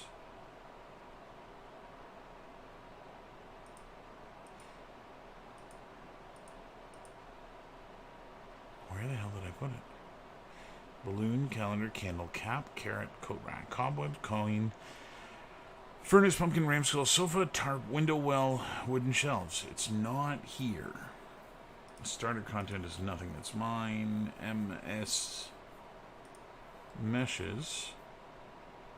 The mega scans, the maps, images. That's where I should be putting them. Geometry, meshes. That's the engine stuff. Audio and blueprints. What the hell, man? UI. Oh, I've been overwriting his UI. I have you now. Okay, not fucking helpful. I'm going to continue to overwrite the UI in that system, but it's not what I want to do. I'm going to go into textures and materials, and I'm going to create a new folder in here that I'll call UI, which is where I'll put my UI. Title box. Oh, that is not what I wanted, even a little bit. We gotta Photoshop the snot out of this. So how you doing, Christian? How are things? How goes the making?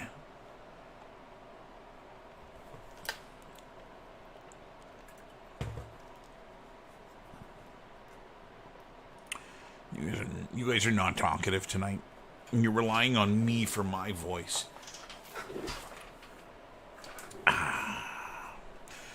This feels a little one-sided. This relationship we have. It feels like it's all me. Okay, that's good. Cool. Cool. So, I'm a little confused. If I look at this, I can see the background. And if I look at what came into Unreal, I can see the background. But in Photoshop, there is no background. I'm very confused. PNGs hurt my brain. This one. Oh, also no. Don't save. The other thing I need to do, select this. Contiguous. Oh, there actually are pixels back there. That is fucked up.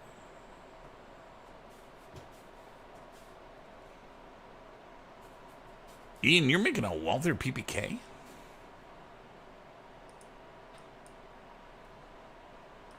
I had no idea. It's a lovely gun.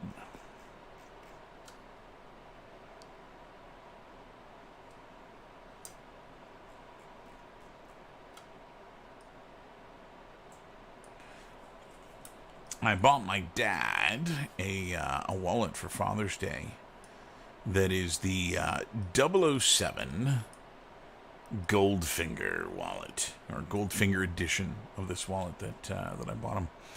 And it's called that because it has all of these little bits that come out and do other things. It's got like a golden pen in it and stuff, which I thought was like the coolest freaking thing in the world. It was probably lost on him, but I thought it was cool as shit.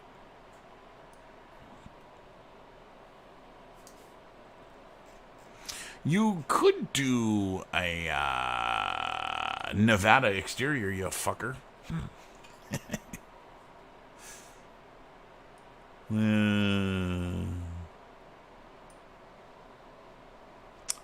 Let's do this. And crop. And crop. Okay.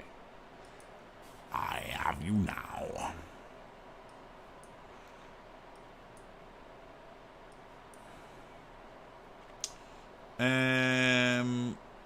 Let me go and say image size, and this should be 1920. You should be locked. 1920 by 380. Is that what I decided? Is that what this is? Not you. You. 1920 by 380. Brilliant! Brilliant! Go find that image. Oh, son of a bitch. I have that image already. I'm an idiot. You're an idiot. Did I save that? I did not save it. Let's... There, save it. And then an Unreal... title image. Can I re-import? Yeah, you're just going to find the actual image. Import. Again, no, I want to put it where the UI is. I liked my UI folder, damn it. Re-import this. And then... chuck it in here. Oh, damn it. This again. Image mode. RGB 8. Save. Let's try that again, shall we? Re-import. This one. Don't tell me you're doing this again. There we go. Okay. Rats' nests in high poly. I feel for you, my friend. I feel for you. Okay, so I need some text up in here. And like about so. We're going to go and anchor this to there. And we're going to reset the position to here. And this position to here. And the size of this thing, actually, I'm just going to go and scale the size out to match the box. And then I got to figure out what I'm going to call this goddamn thing. It's called text block at the moment. Not a very apt name. I might as well call it character selection game.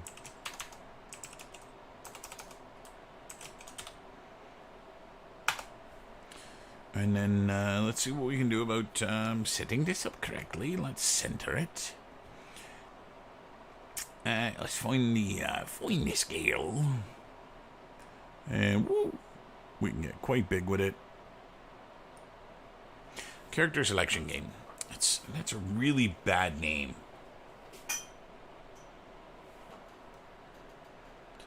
Are you doing live Boolean, Ian?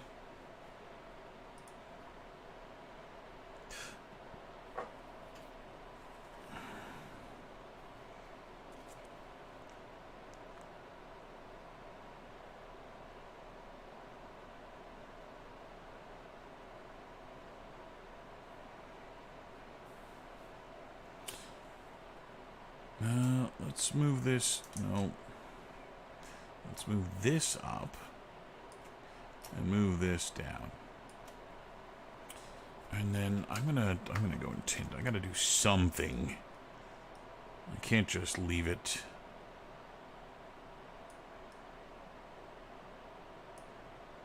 I can't just leave the text white. Cool. I haven't done a gun in a little while.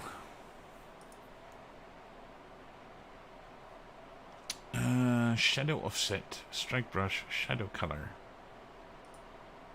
I want shadow. Where do you get shadow? Shadow.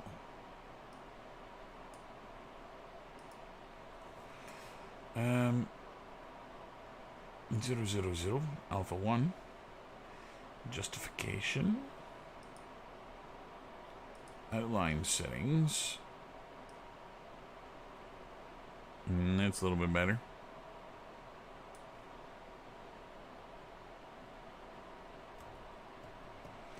I'm wondering if I should swap this.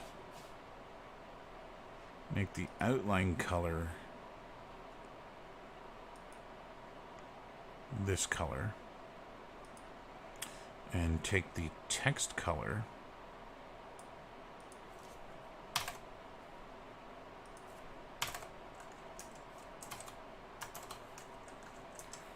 zero it out.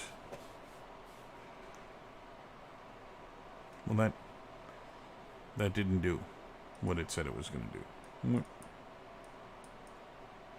Oh, the outline actually does that. Okay. Not what I was expecting. What if I did that?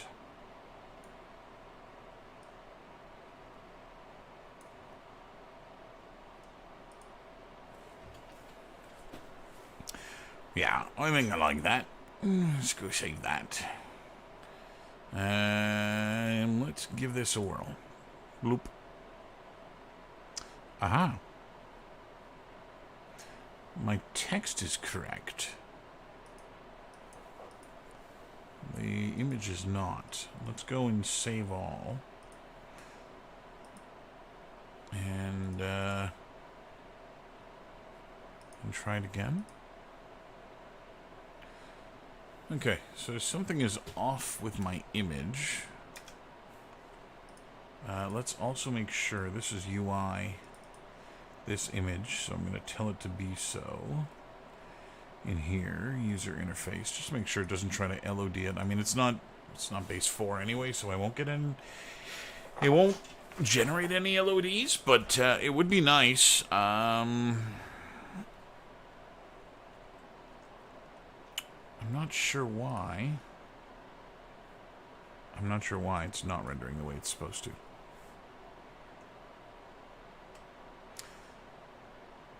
I'm almost wondering if I even need the box. What if I delete the box?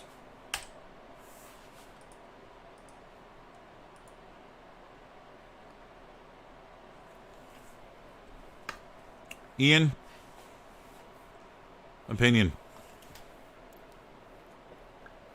I kind of like it without the box. I kind of like that I can see more of that background.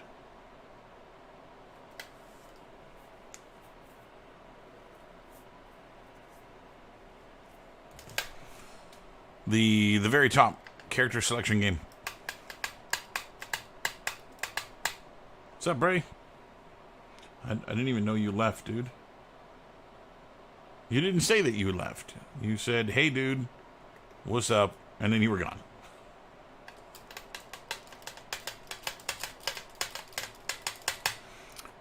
I think if I get my own font and use it in here, I'd...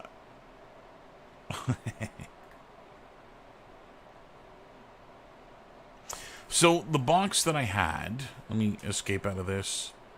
Here's the text here, and the box was the box that I rendered a moment ago. The problem that I'm seeing with having the box there is that I'm like, there's no background anymore. I'm just completely nullifying the background to have this giant box on screen. And so I think I'm going to delete the box and just have the text on the background. Like this. And what I'll do is I'll get a different font. Yeah. Yeah, I'm kind of feeling the same. And so, yeah, I think I'll do it like this. And what I'll do is I'll just go grab a font. So that it's not just using the default Unreal font.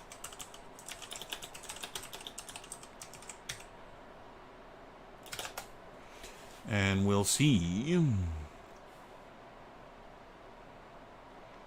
We'll see what need be.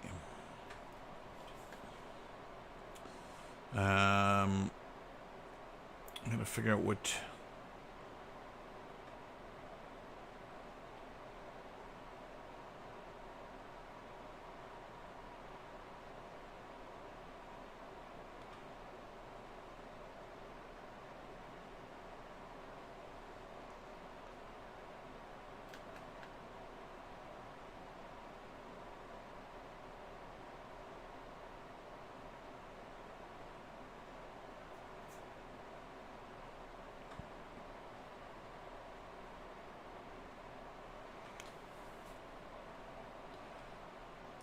Okay, it looks pretty straightforward.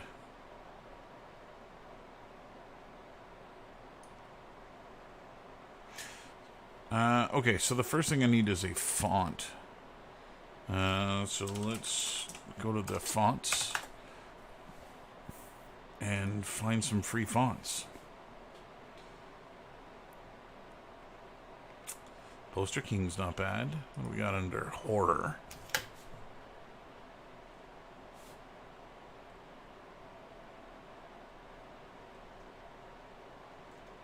Wow, there's a font called COVID Virus. Yeah, I'm not going to use that just based on principle. Comic Sans, yeah. You forget that I'm showing this to students. Although they're a Canadian currency that use Comic Sans.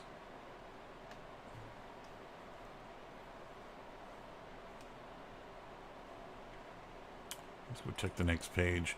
I also don't want to be doing this forever, and so Glance not bad. I kind of like that.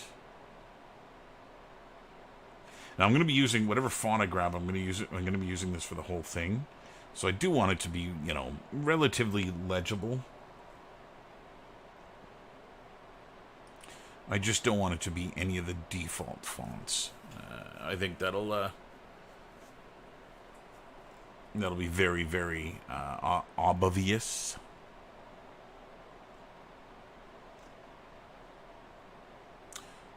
Nightmare's not bad. Might get a little much trying to read it. Oh yeah, I've also got the option of taking two fonts, using one for the title and one that's not.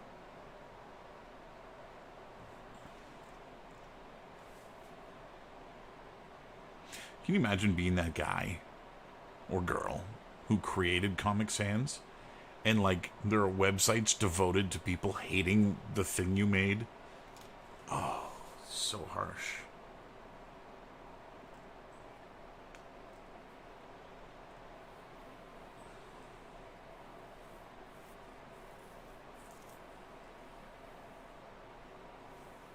Dead font walking. That's good. Actually, that font is good. Okay, I'm going to open that on a new page. I may end up using that. We'll see. We'll see. Actually, is there a... see, they don't have lowercase. They just made larger versions. I don't know if that's a deal breaker or not.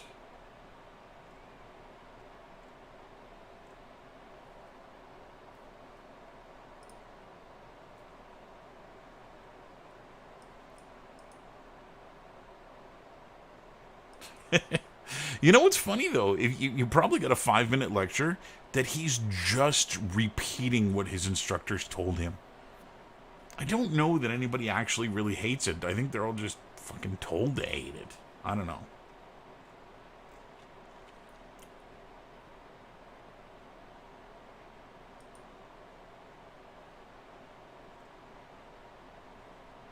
Monster Hunter's kind of nice, too. Some of these are just completely illegible.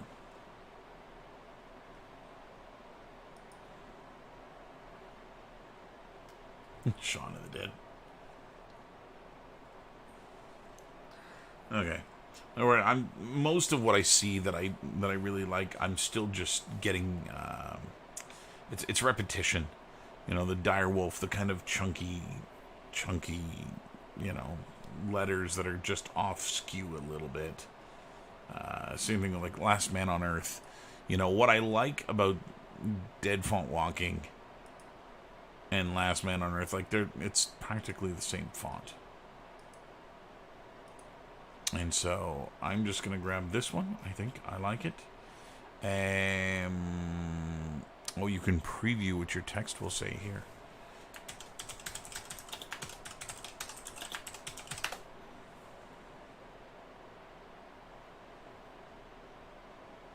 Yeah, I don't think that's too bad. Let's download it.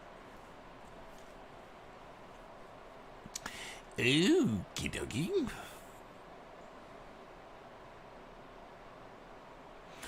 Yeah, there was a big thing about it. I remember, actually, I think it was at Wexford, dude, where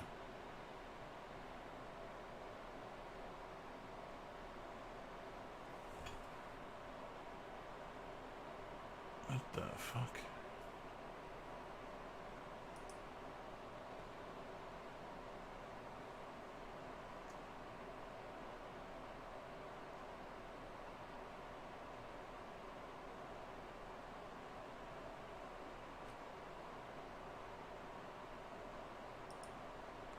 Really? Okay. Well, okay. It seems like if I just grab the font and throw it into this folder.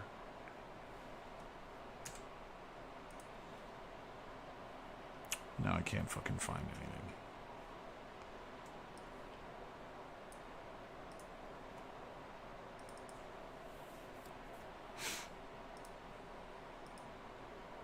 Okay.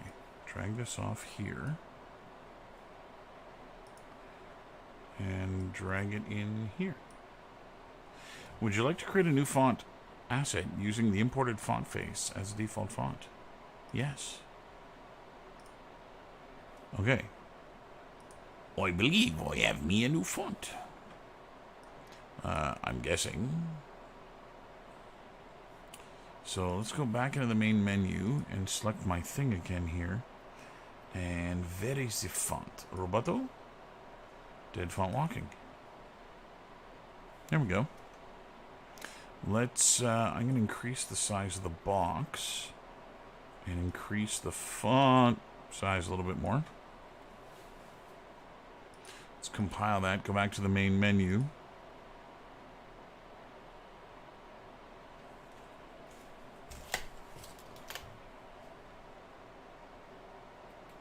Yeah. Yeah, I think that's going to work.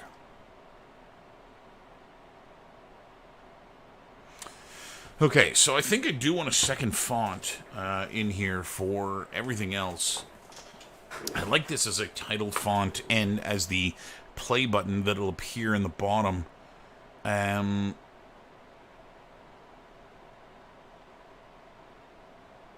cool. I can actually see the flickering of my candle. Holy shit. It's not a lot, but I can. There's just a slight bit of movement back there. So I may actually bring another version of the candle closer to this to get a little bit more of that. That actually looks pretty good. In fact, I may take the light bulb and bring it higher. So let's put a candle on the shelf.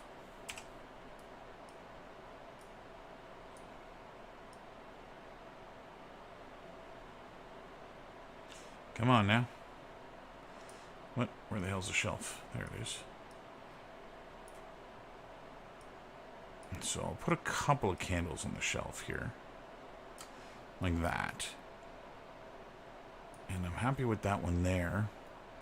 And then what I'm going to do is I'm going to take the main light and I'm going to bring it up. Let's...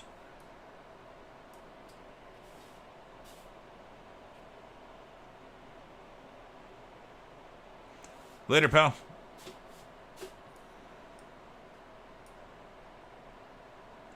Let's rotate these things so they're not just pointing the same direction. Hopefully, be something a little bit more dynamic out of them. And then I'm going to put one in behind the camera too. Just, if I can, to light up the chains a little bit. Like that.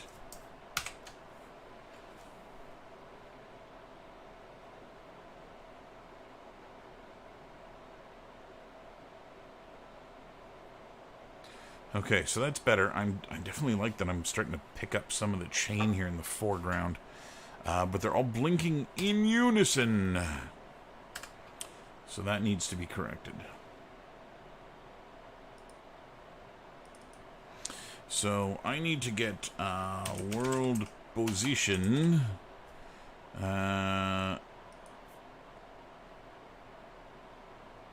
Get world position.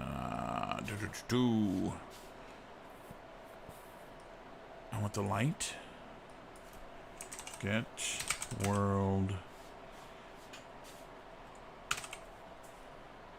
I think it's transformation I need.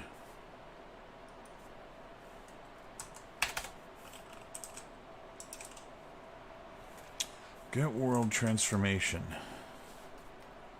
Candle. Doink. Let's open this up. Split. So I've got my X, Y, and Z position here. And... Oy.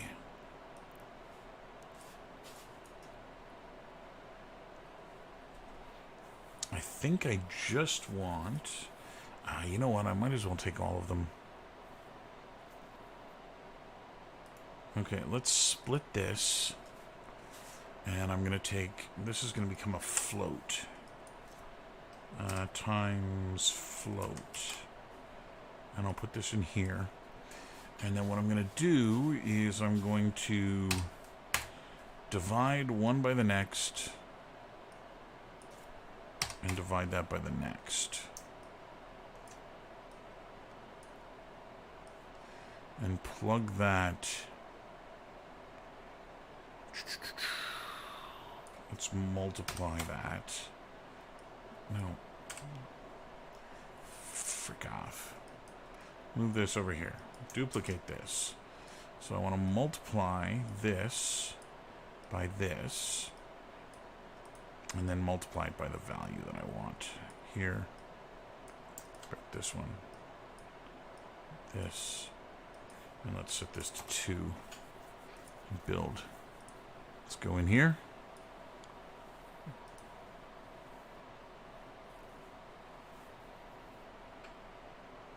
I may have made them too small.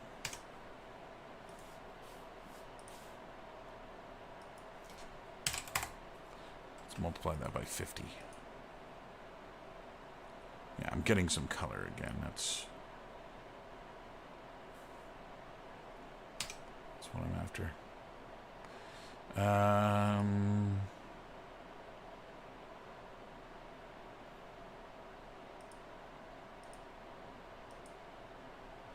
You know what I should do is I should put this in the construction script instead of begin play. Let's copy this and put it in here. Now the reason I'm doing that is that I'll be able to see them in the world fluctuating, which will make it a little bit easier to edit them and get me the values that I need, because they are fluctuating now. You can just see that those numbers are too small.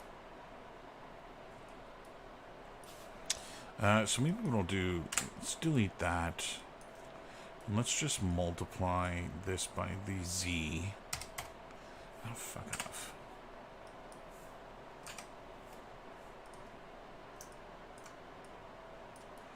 And then grab the absolute value of this. And throw that in. Where's my timeline? Can I not put a timeline in here?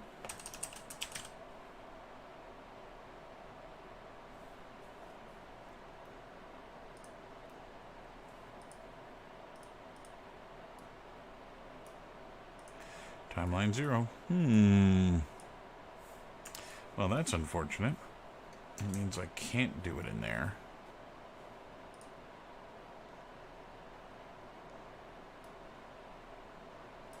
Okay, begin play.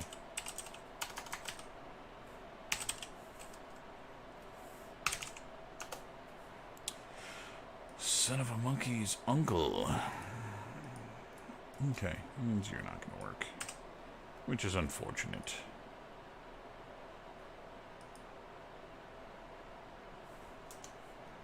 Event graph. Right, so this was going to be a multiply by float in here. This is going to go in here.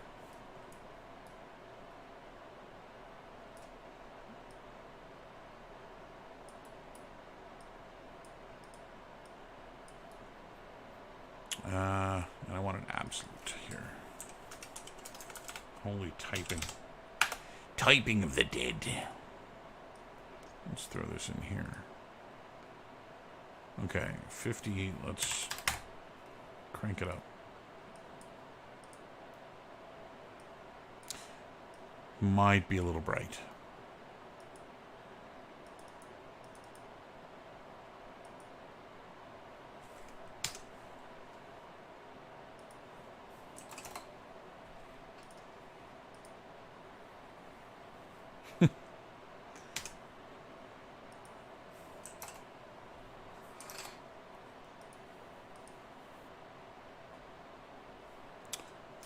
Okay.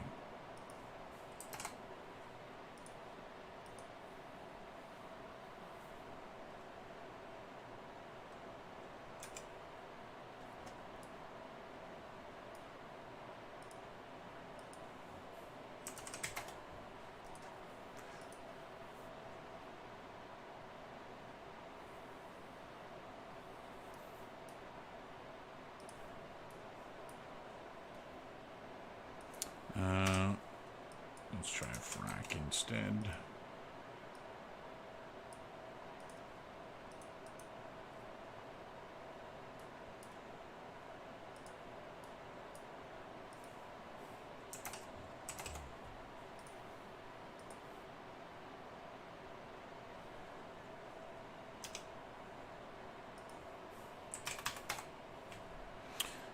What in the same hill?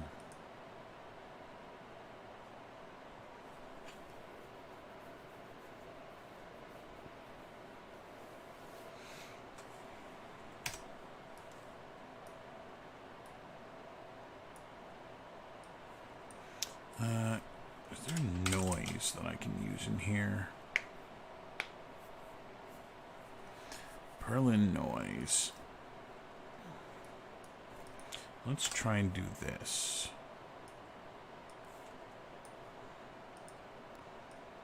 And see if that helps any. Okay, and now I bring the brightness back down. Let's go to 5.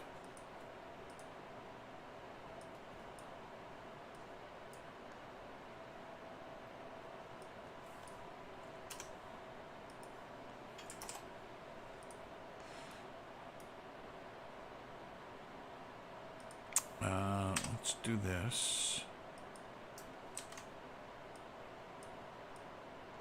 I may just want to add them together, but we'll see how this works. Nope, you go in here.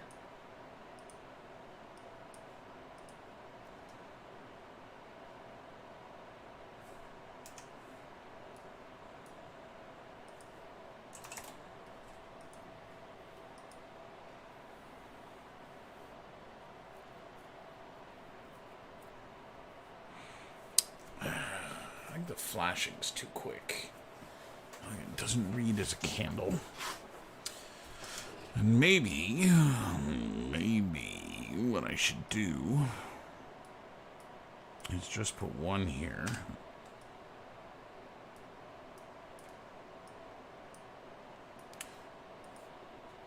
And one there.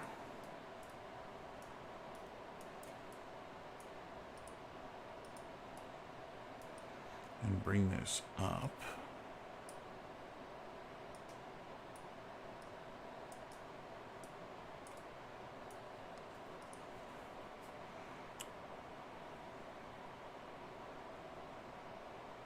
Man, it's dark. I think I pooched my light. Where's my light? Let's remove this from the equation.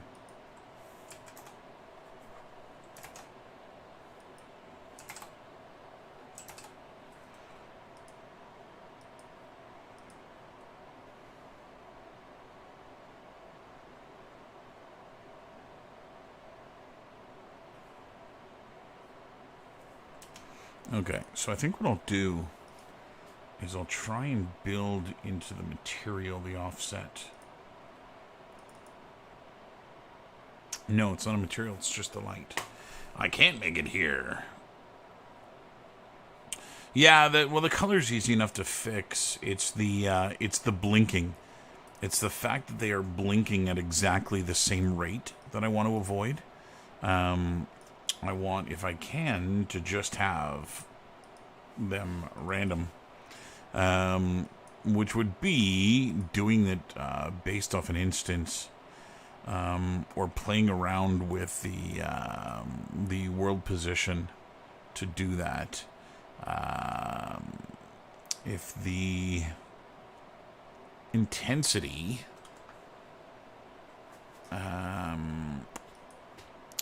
let's see, let's try this. I'm going to break this, and I'm going to right click and make this a new variable, which I'll call intensity.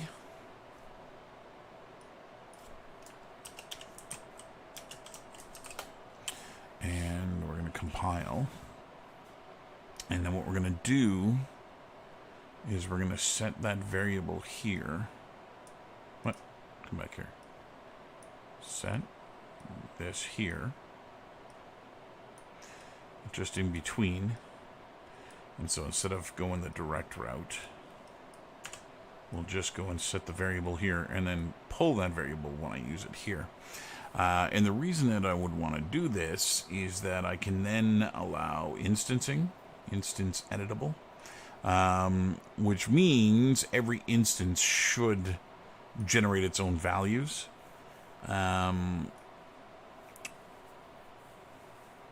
But because I'm using a timeline with this is like the opposite of random, right? It's pre-programmed. And so I don't want to do that. What I want to do is I want to get a random float in range. And I want this to be from somewhere like 0.2 to maybe 1.25. And we can kill this, and we'll set this here. Now, this is the bad side of this, is that I need to not use begin play, but I gotta tick this shit. I always try to avoid using tick when I can. But what that should do is give me random flickering between the two lights, which is good. Now I've just got to change the speed at which it ticks again. And so what we'll do is we'll build in a delay. And I'll plug this in here. And I'll just grab my float here again and plug it in here. So that the amount of time between flicker brightness levels is between 0.2 and 1.25. So that should give me 1.25 is a little long. let's change that to 0.5 and 0.01.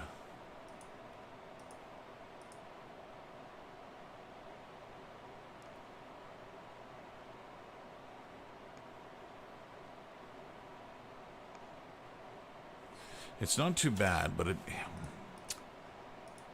blinks too much. This is too low. 0.5 and 2. I can't have it go off.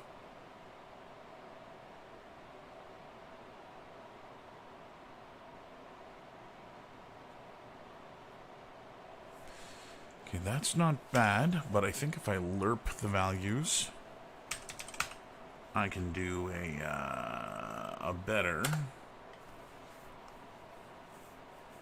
not vector, I need to lerp float.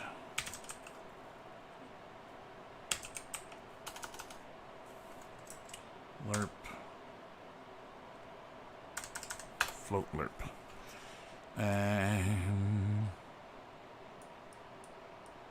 Okay, so here we want to go. You're going to be the amount of time.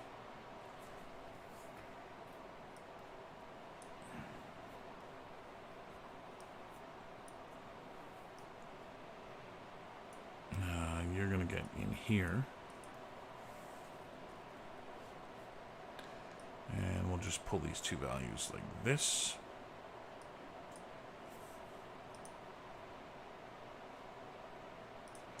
I think that should give me smoother transitioning.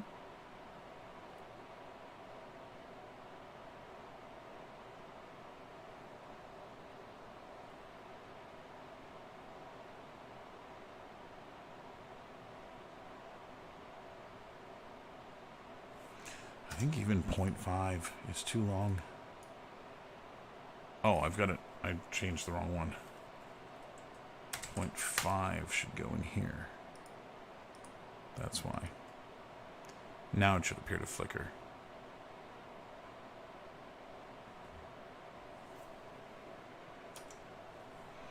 Even that's too long. 0.1.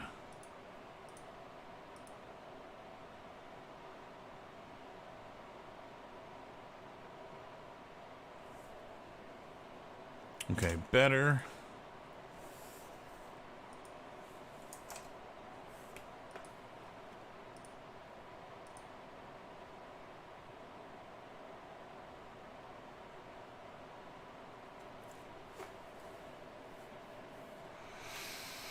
Okay.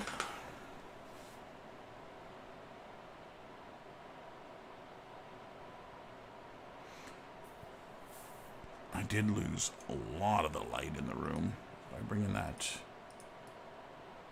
bulb up.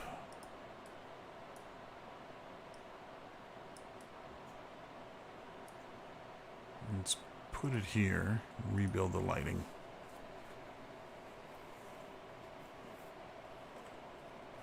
Okay, while that's going, I'm going to see if there's another font I can grab that is going to be...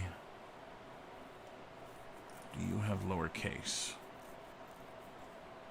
No lowercase. I specifically want a font with lowercase. Comic, groovy, old school. Not exactly. Eroded.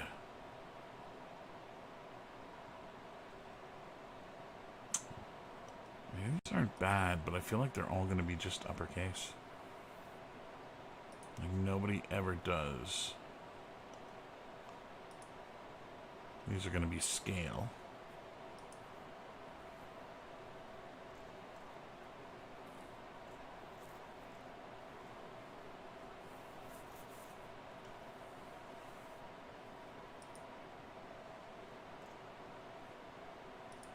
There must be a filter for uppercase and lowercase.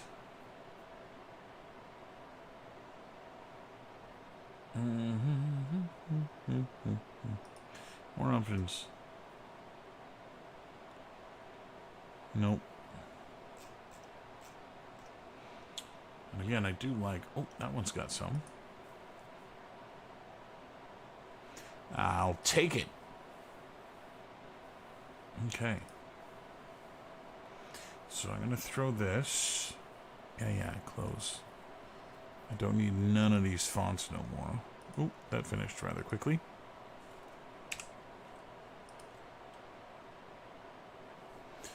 That's better.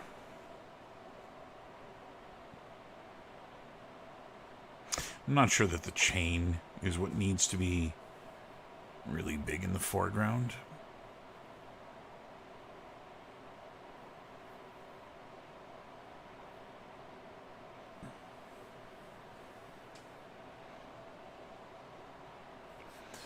But it's a start. Okay. Let's go back to my guy here. Actually, let's go back to the UI folder, because I'm going to bring that other font in while I'm at it.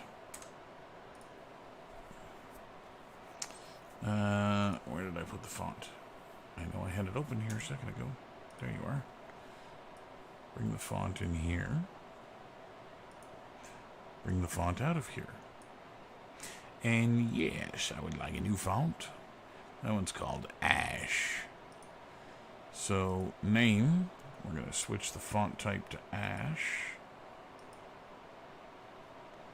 Email address, we'll change the font to Ash. And George Brown will change the font to Ash. And I am going to reorganize these. Name and email address will go like this. And then at George Brown is going to go here. And then I need my name field, which is going to go here. And I need to put an underline, an underscore underneath this so that people know where to put their cursor to click to type. And then email field here too. So I'm going to put this here. And I think I can shorten this to be about that long.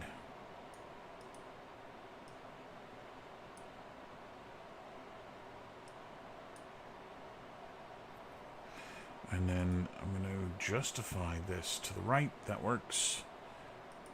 Name doesn't need to be that long either. I can shorten this. And then the begin button, I will have to make a begin button. So I feel like this box should have an outline. And we're going to do outline, outline, apply outline to drop shadows. Outline size should be 3.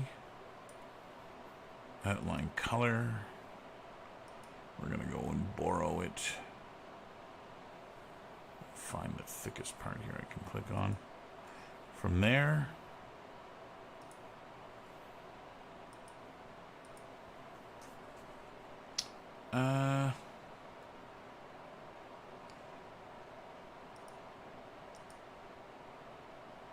opacity's all the way up.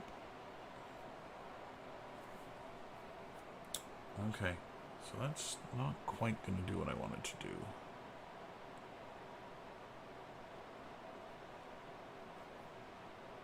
Text box. I just need a line. I might have to do this as an image. That can't be.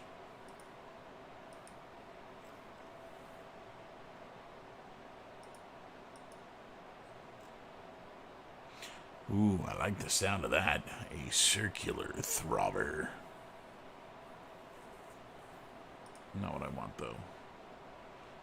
Primitive panel. Vertical box, horizontal box. Miscellaneous. Advanced. Dynamic entry box.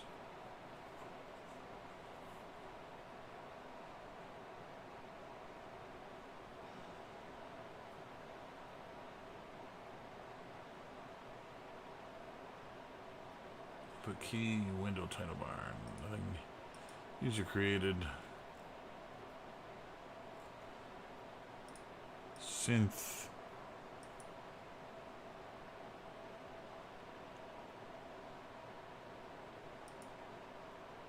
Kind of feel like just a line should be one of those things that's in here.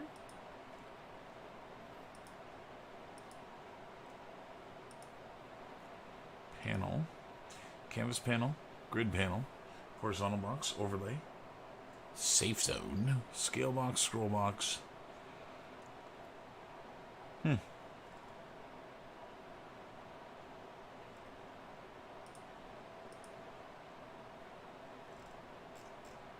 Yeah, there's nothing like that.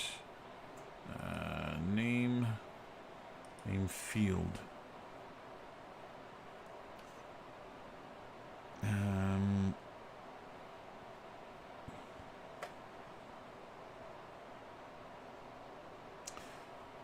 There isn't anywhere. Background image. I can throw an image in. I'd just rather not. Border. Where did I see border? Just a minute ago. Border. Draw as border.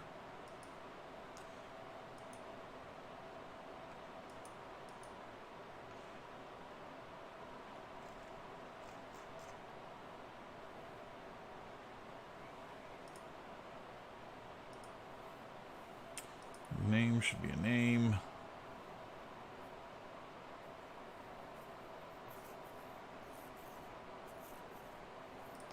Let's make it alphanumeric.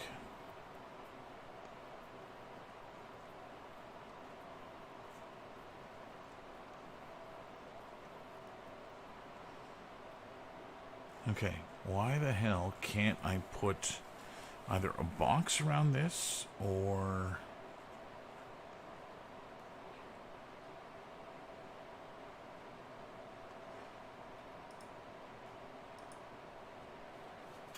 Ash.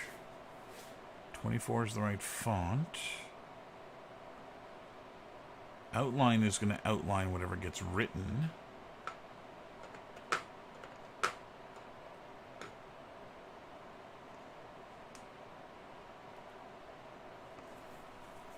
It's actually the box that I want.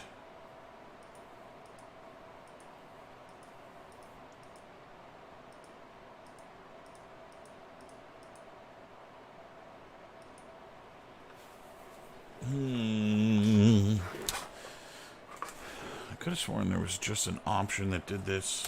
Let me look it up. UE4 text field underline.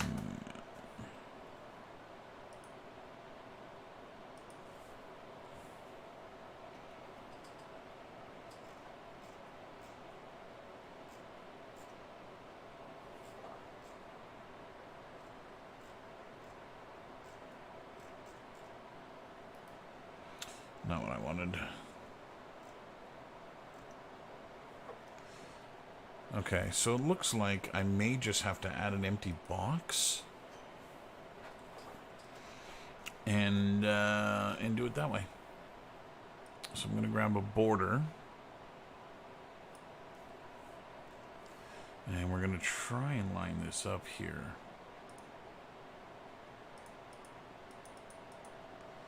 Where's my border? Border. Down to here.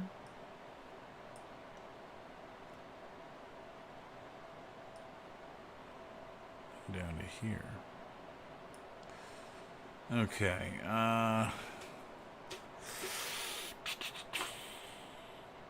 Let's see. I want to Z order 0, but the name field Z order 1, so it should be on top, which is good. Border. I'm going to rename this. Name entry border, like so. Zoom out, and let's go fiddle with it now. Bring opacity way down.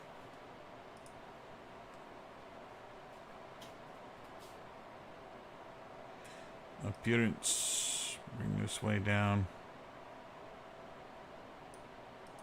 Let's do 0.1. Okay, and then can I put a border on it now?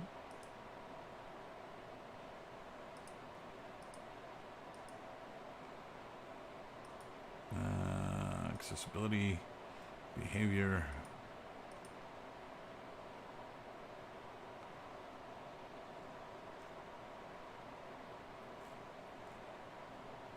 No way.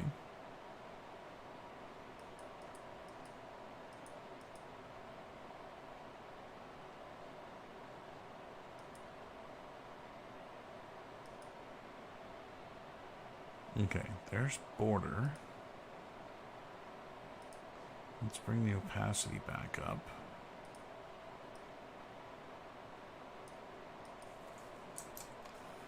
And then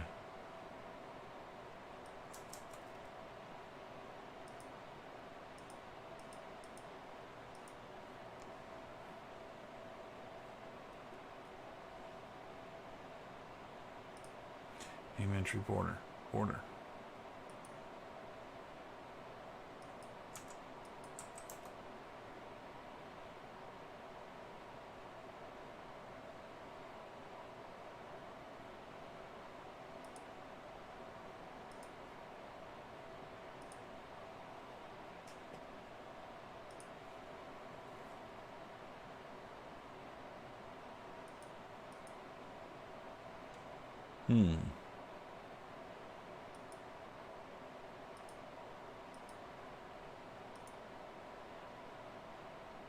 Image size.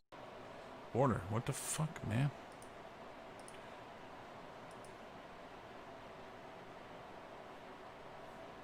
Oh, not this shit again.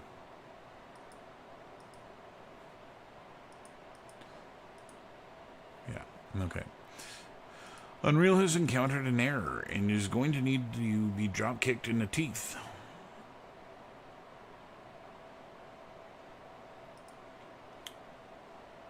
I have a color selection box open, and it's messing with Unreal's ability to play. So no matter what I do, when I click, Unreal says, no, no, no, you're trying to pick a color. And so this is a good point in time to save all and close. Get rid of this. Get rid of this. Get rid of this. And reopen the goddamn thing again.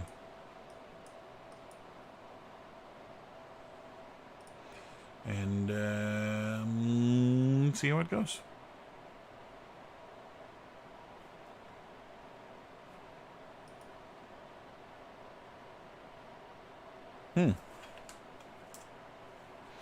So it would appear that it's not loading my correct map either. We need to go to project settings, maps and modes, and the default. There you are. Startup map should be the menu. That explains a bunch. Let's try this. Play. And yes, my border is there now.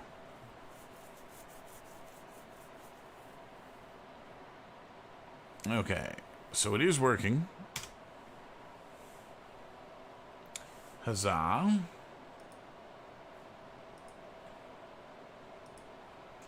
seem to have lost.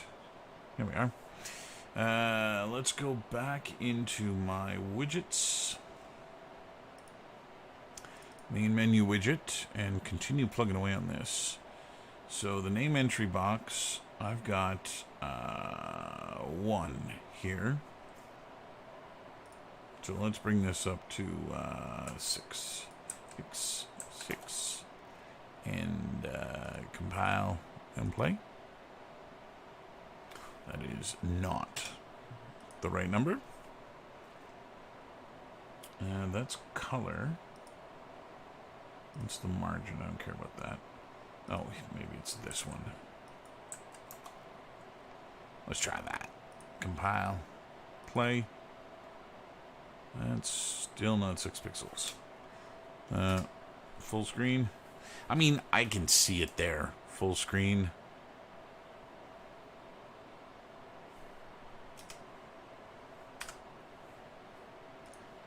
But I'd like it bigger.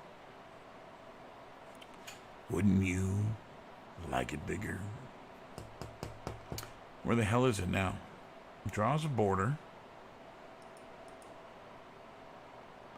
Margin. 6.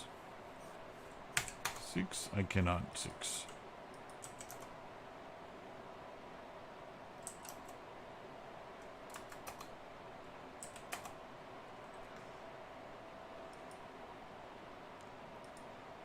Oh, maybe that's as big as you can go.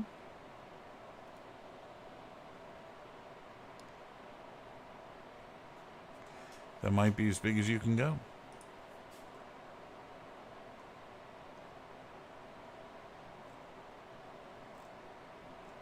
Yeah, I don't see.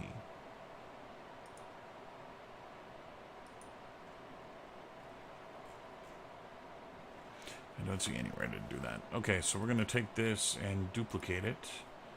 And this one's name will get changed to email entry.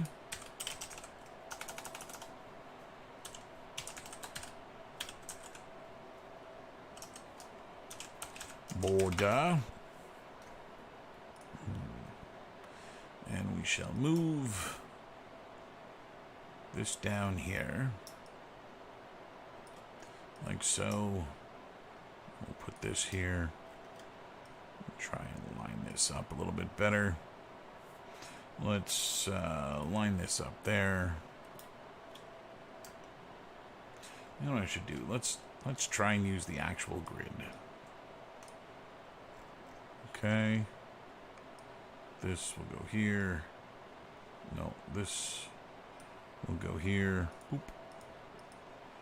No, I need the border name entry.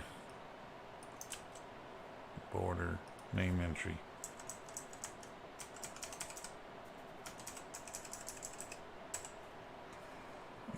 I can't move it. Okay, this one. X position is 40. 40. 40. 40, 40, 40. Everything 40. Okay. I think name, email, name field, email field, at George Brown, and the two borders. Ooh. Okay, so there's a problem here. That should go get lined up. And this should also be lined up. Okay. This button, George Brown, name. Right, that's everything. Oh, not the begin button. There we go. So all of this needs to go down.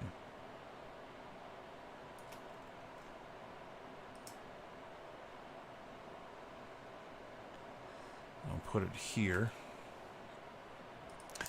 And then the last thing, so let's go to my name field. Name field. Where is the text? Font. Make sure we're using the right font. Ash. Email field. Font. Ash.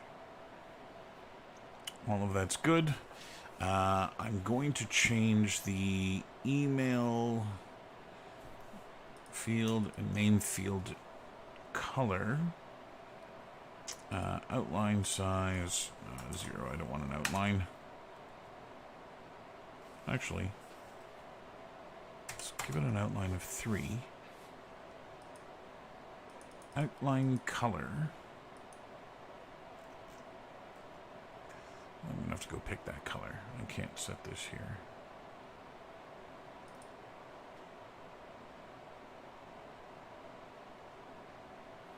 Okay. So let me go and figure out what this color is. 0.271706. Okay. Name field. Outline color is set. Color and opacity is black. Black. 0.27. 0.17. 0.06.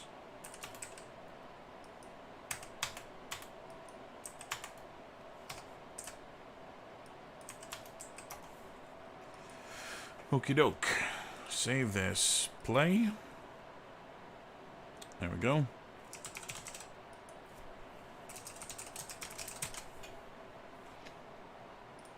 So it looks like I could probably... I can't click in the email box, so that's going to be an issue. Email field, zorder1. And I think I'm going to increase the size of the font to 30. Okay, so I should be able to type here now. Type. And yes, I think I need to, I'm going to reduce maybe the outline.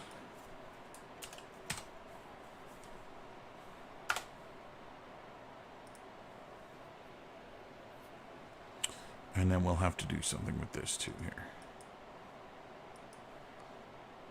Ooh. There we go. Okay.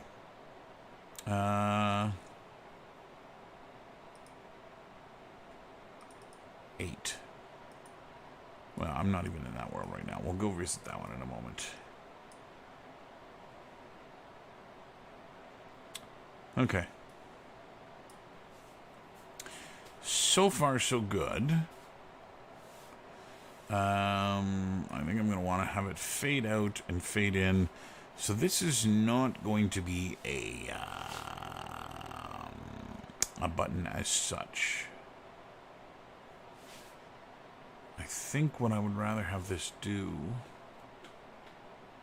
yeah, is not be an image button.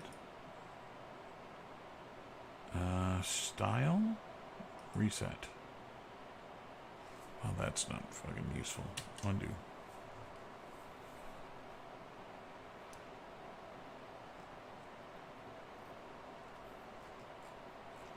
Yeah, so this is going to be one that I'm going to have to make this a button. So I'm going to have to make an image here for this to work.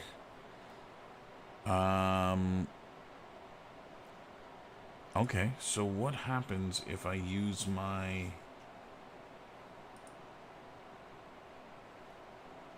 UI?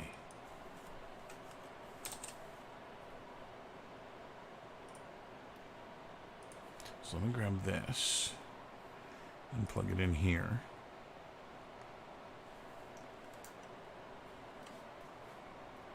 Okay. And nope. Nope. Can I just squish this down? You don't like squishy. Margin.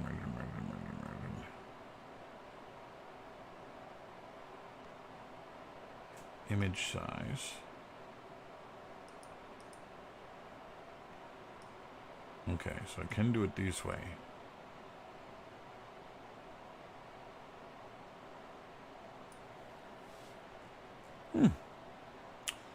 That's a rather interesting thing that it did there. So it did not compress my image. It actually folded it. That's rather interesting. So that probably means that you can make it a whole series of UI and just by scaling them, have them work. That's very clever. We'll use the same image here.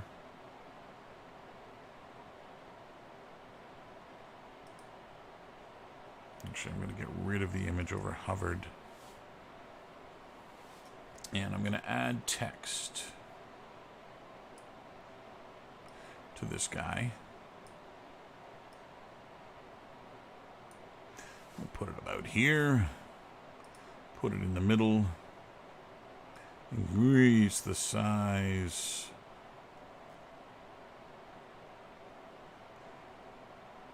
Change what it says.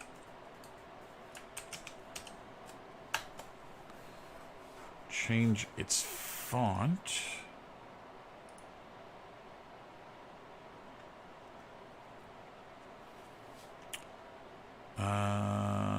Let's change the font color.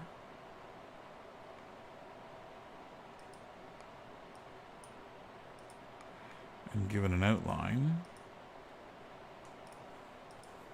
0.27, 0.17, 0.06.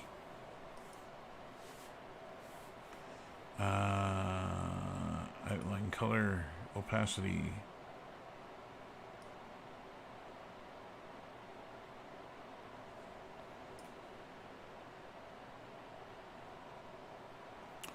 Okay.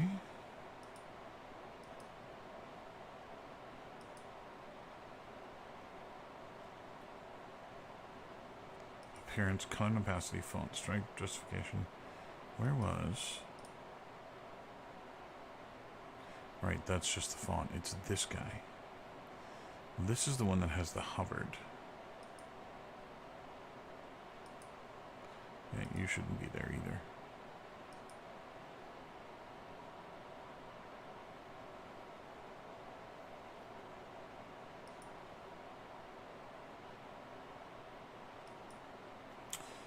Draw as border.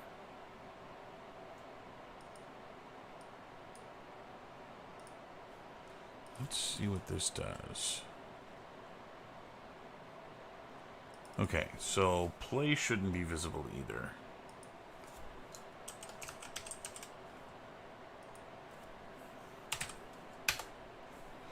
And then the box appears.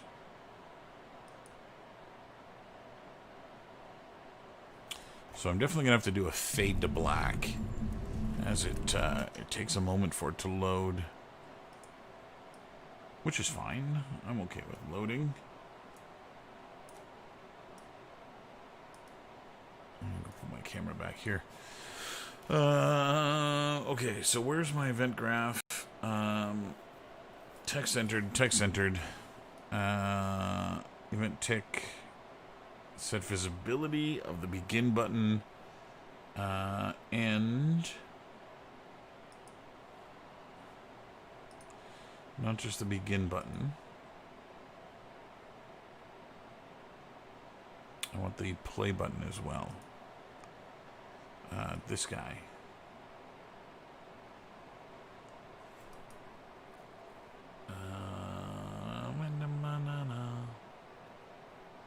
Nope. How the hell do I make these variables again? Is variable. And then we go back to the graph. And now I have to name that frickin' thing. Play button.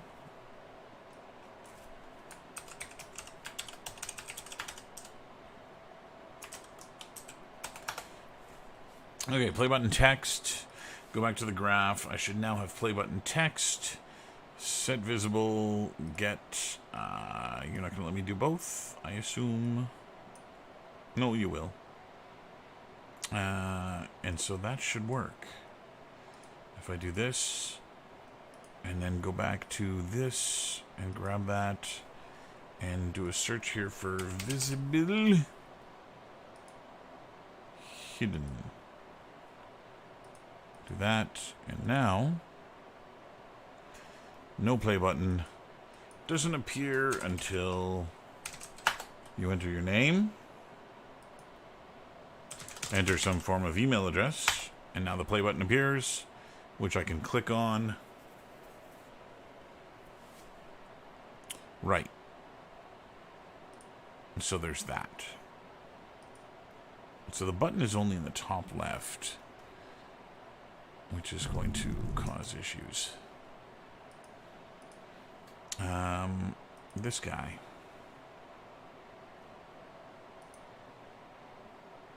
Z order 1. Z order 0. The text is Z order 1.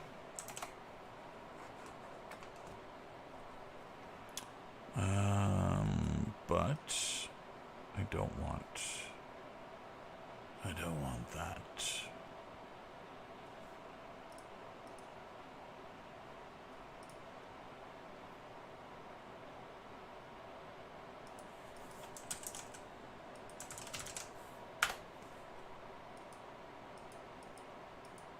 Why is the button only clickable up there?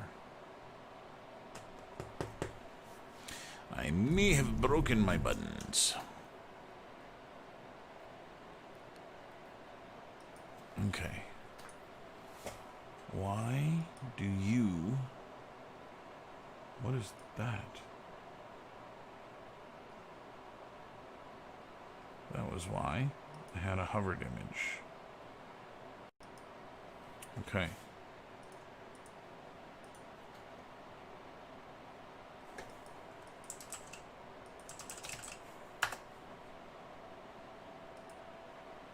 Yeah, it's still only in the top left corner.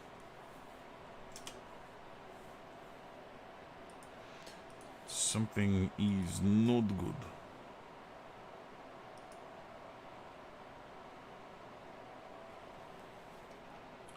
Can I make this a child? I can.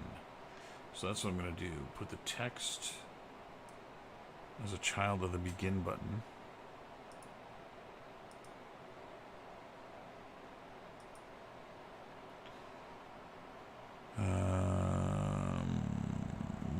Where'd you go?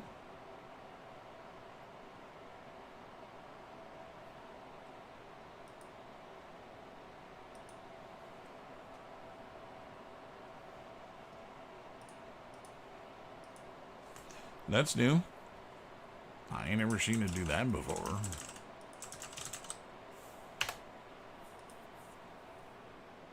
And now it just turns white.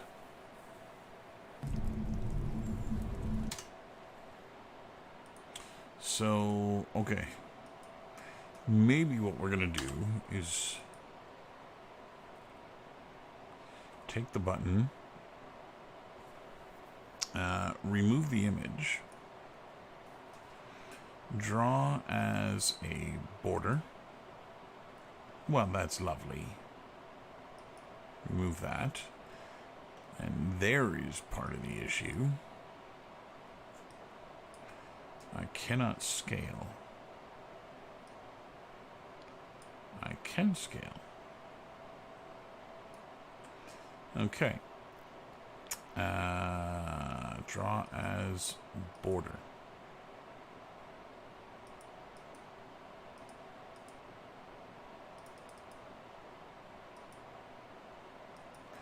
So I have to use an image.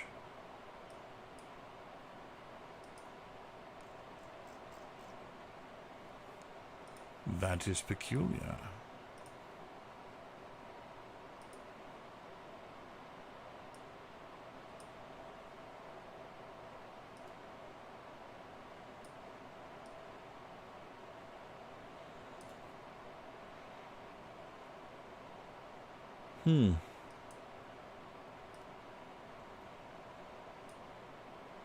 What the fuck? Oh, I'm so very confused by what is happening right now.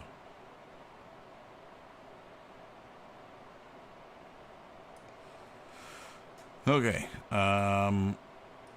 Forget. Maybe what I need to do.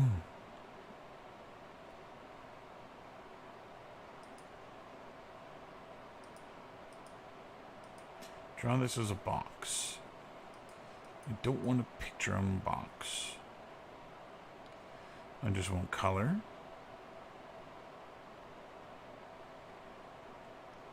Normal. Image size. I want you to be about here. Let's say 450 by 200. Draw as a box. Normal box. Image none. Okay. I think I do need to make an image.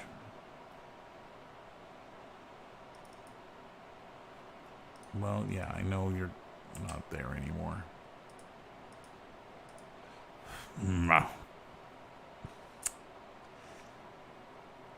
I find this very peculiar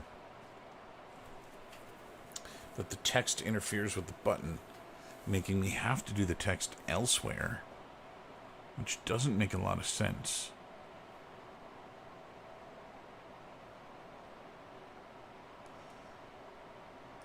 Open button. Oh, I don't want to do that. Go away, Visual Studio. Go away.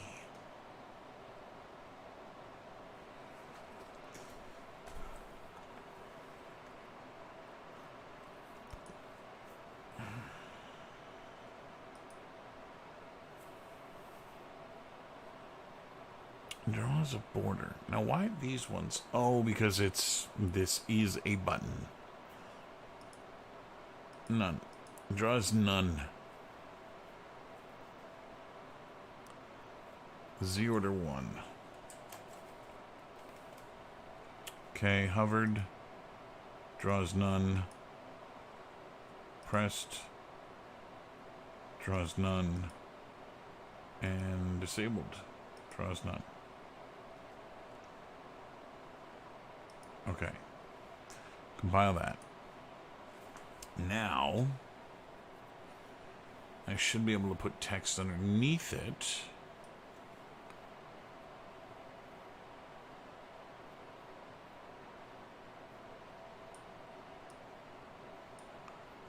Okay. And we'll scale the text out to match. And we'll center the text. We'll write the word play on the text. We'll edit the font to be dead. We'll scale it up until it fits. We'll move it up.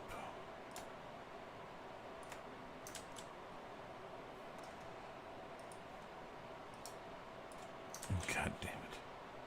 Fine, move down. There. Okay. This should be a variable that, again, gets called here.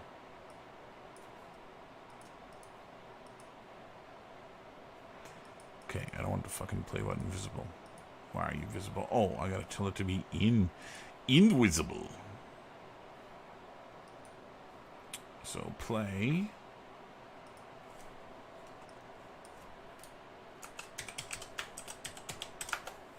Play text. And not visible. There we go. Okay. This should be sorted out now.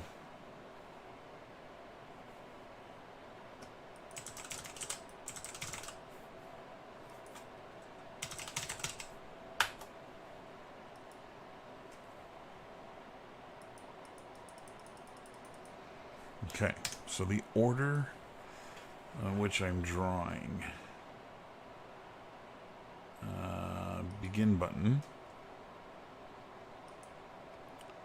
is the order 1, play text is the order 0,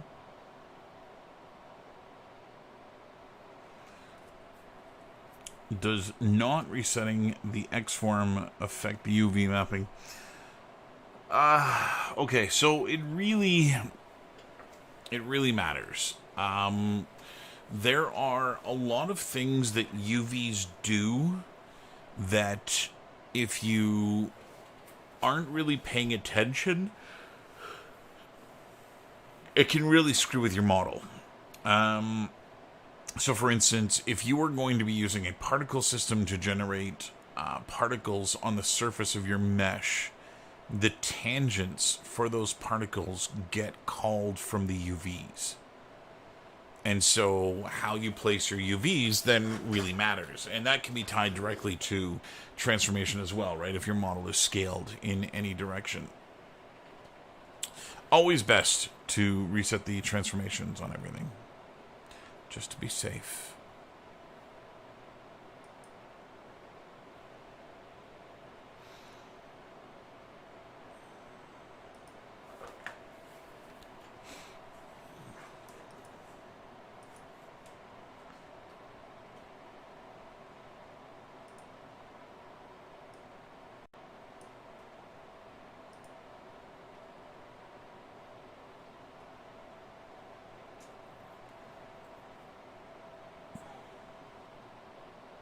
Sure thing.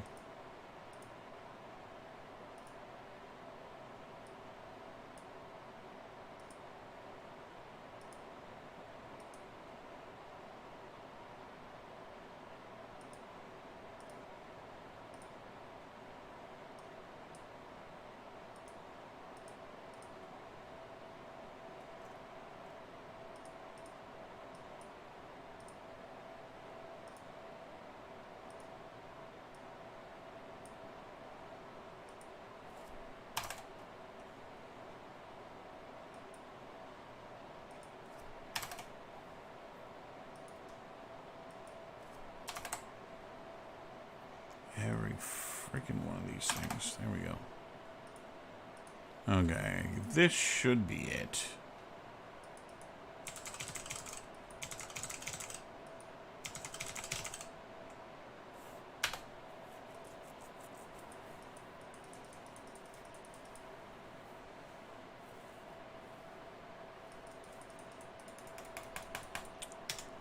Damn you all to hell.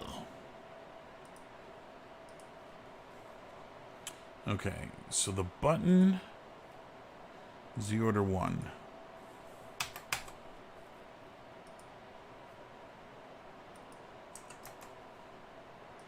Let's reverse these.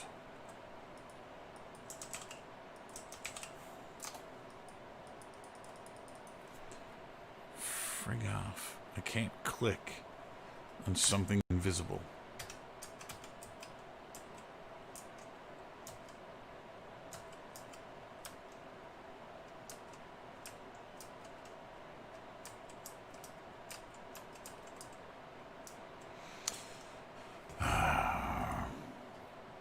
So if I can't make you invisible, and I can't make you visible,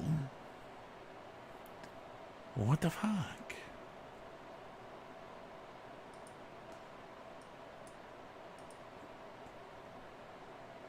Outline settings.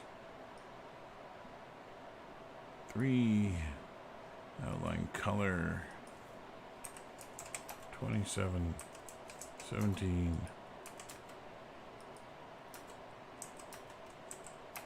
6.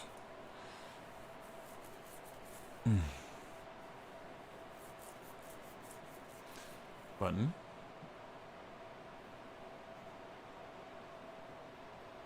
I cannot make text a button.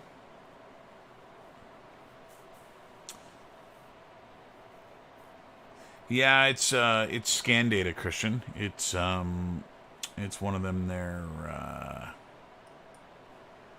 One of them there meshes, whatchamacallem. You know the kind.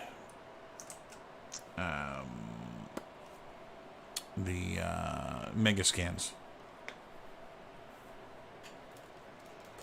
Not ideal for gameplay.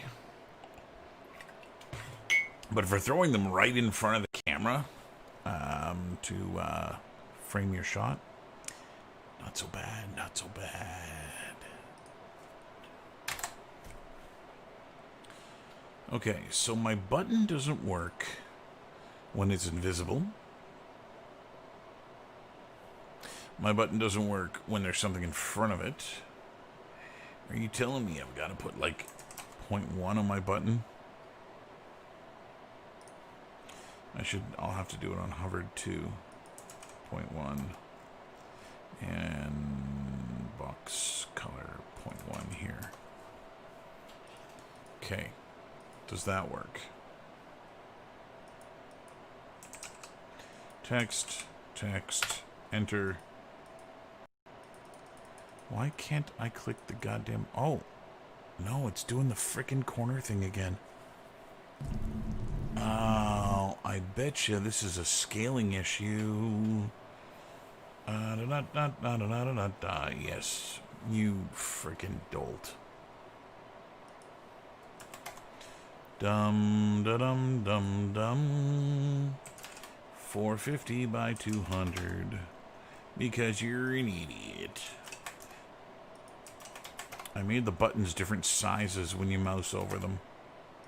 Which is why I couldn't frickin' click on them. Disabled, I don't care. Okay.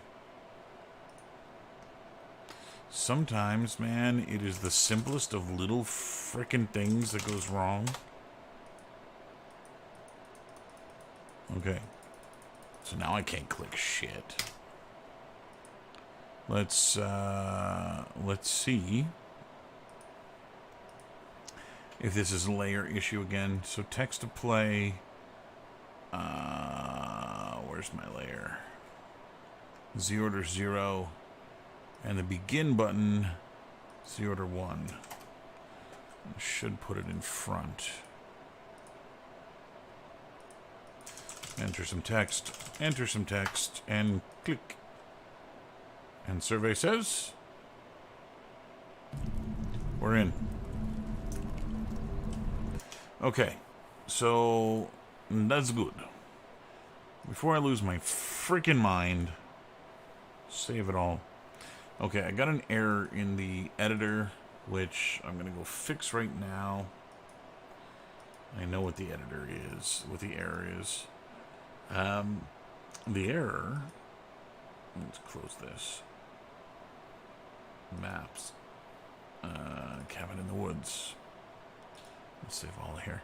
The error is number 8 in my blueprints. And there's something wrong with this guy. This is the carrot.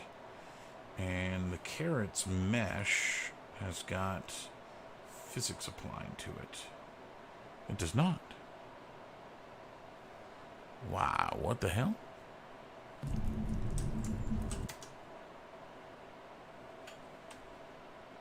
So I don't get an error there.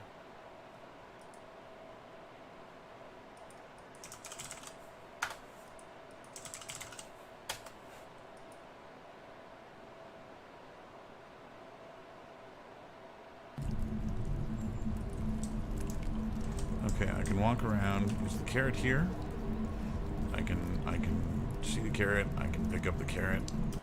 I escape. 8. Complex collision. It needs to not be complex. That is the issue. Meshes, totems, carrot. Collision. Project default. So we don't want complex. We want simple collision. That's terrible. Collision, remove collision, collision, auto convex, and apply. Okay. That should.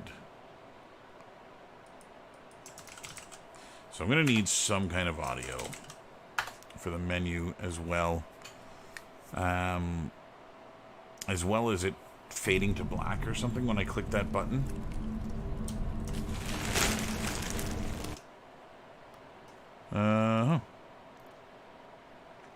Complex as simple collision. Why does it have complex as simple? Collision. Use simple collision as complex. Safe. Simple collision. It has simple collision. I don't know why you would be seeing anything else.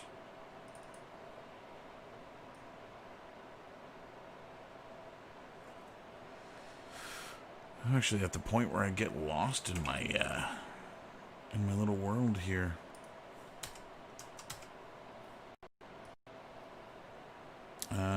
Where's my frickin' carrot? Unlit. There's my carrot. Okay. Pick up mesh. Physics. Collision. Just block all collision.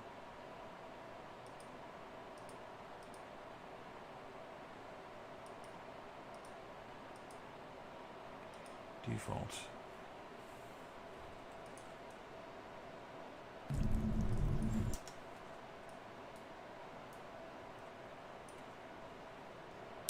I also find it odd that it doesn't give me the error from that world, but from this one.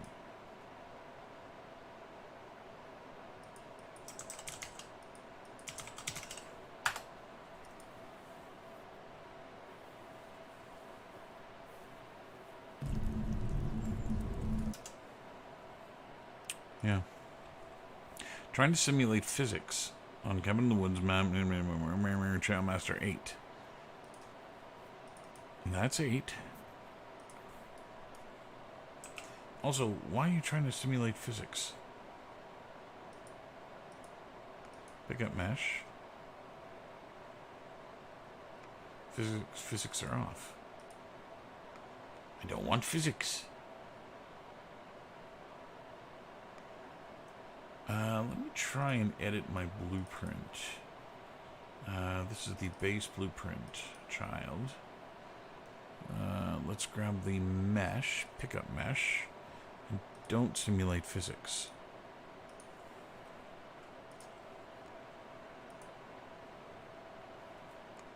I'll go back to my map.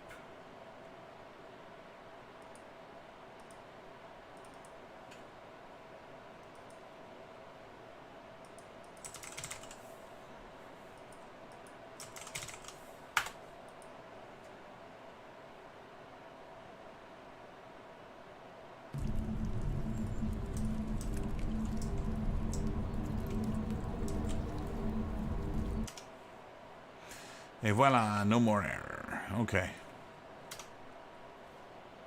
I'm happy with this. Okay, so maybe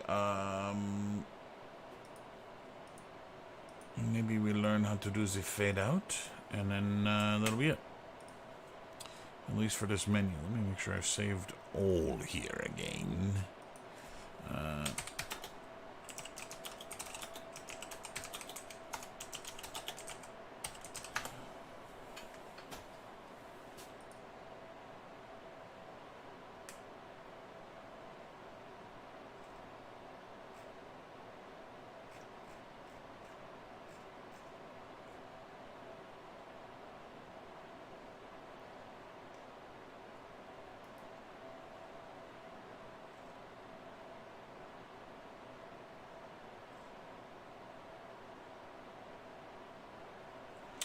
Widget fading in and out.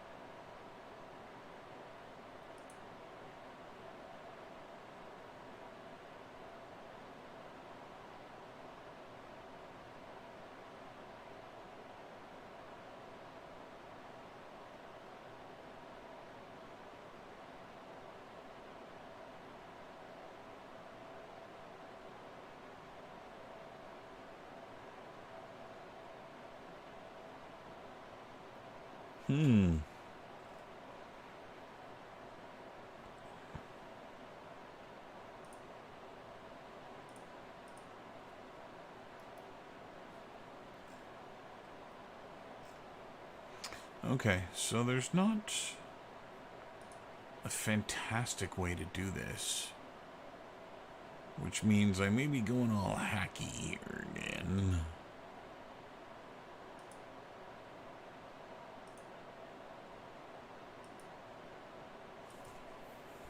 So I've got two options here. The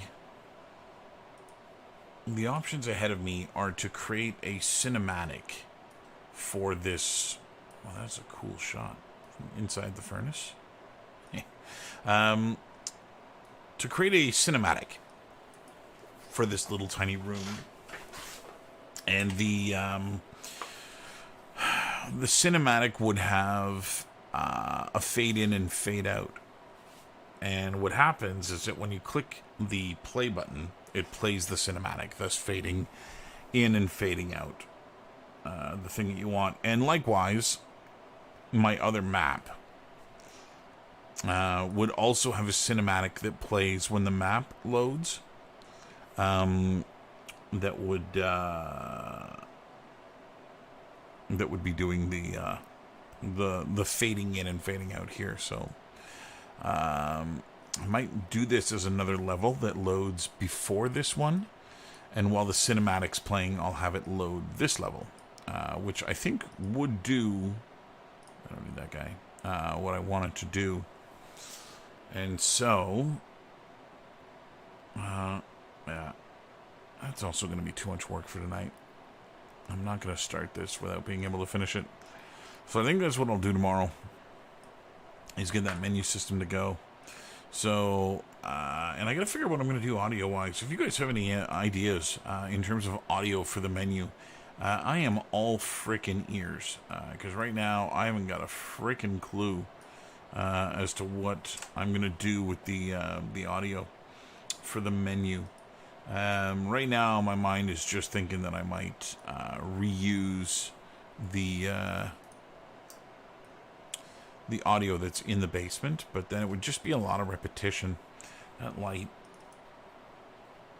light's gotta change color. I don't know why it's so orange or so, there we go. Do that. That's better.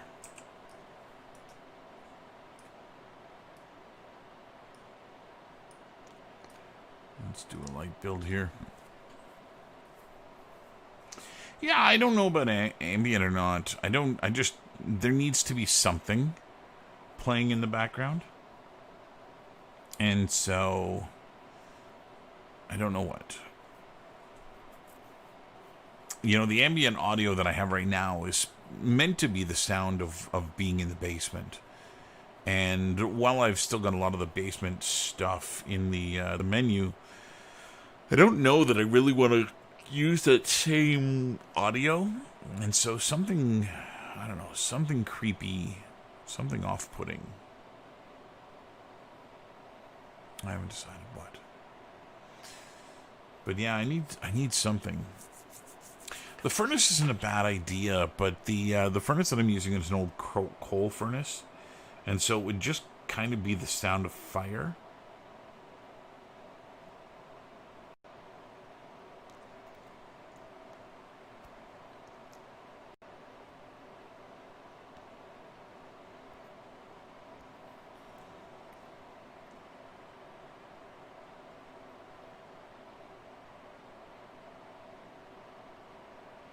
These candles are not behaving the way that I wanted them to either. The light's actually got to be inside it for the SSS to kick off. See, I'm not actually getting proper SSS at the top of this thing,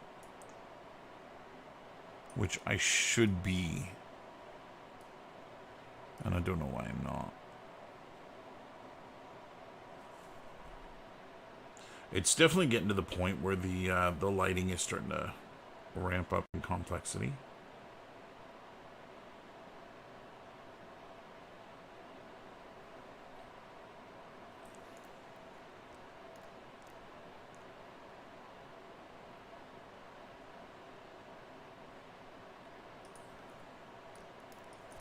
Okay, let's hit save all with my build data done. We'll go back to the menu and give it a whirl full screen.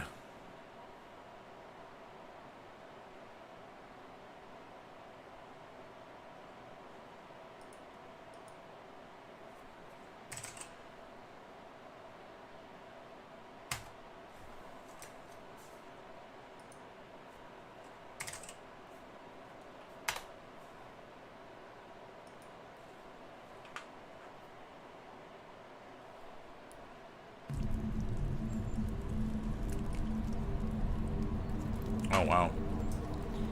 So the candles look really different. Oh, that's interesting.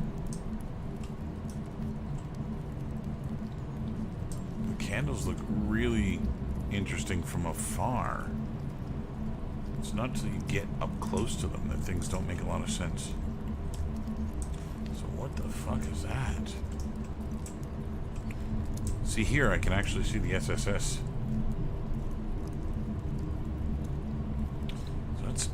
LODing that's going on. I didn't choose any LODs. LOD settings, none. Number of LODs, none.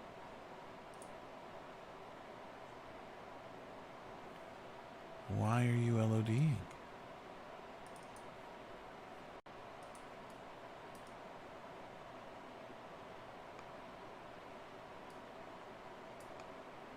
Yeah, really bizarre.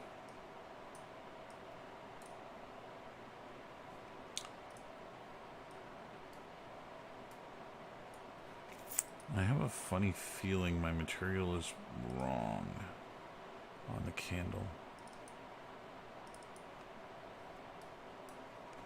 Okay, subsurface color.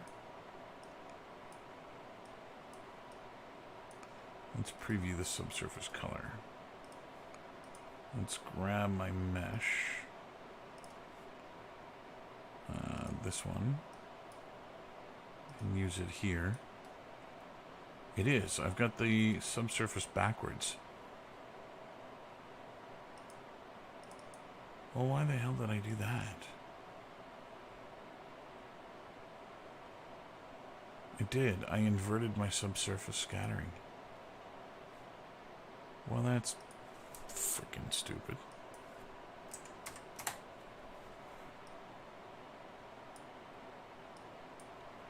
That's the right amount. You stupid thing.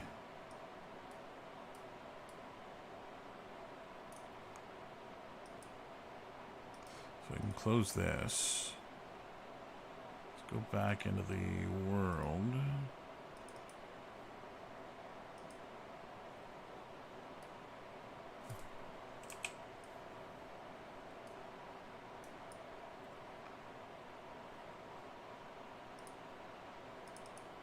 I think if I get that light, I can make this work.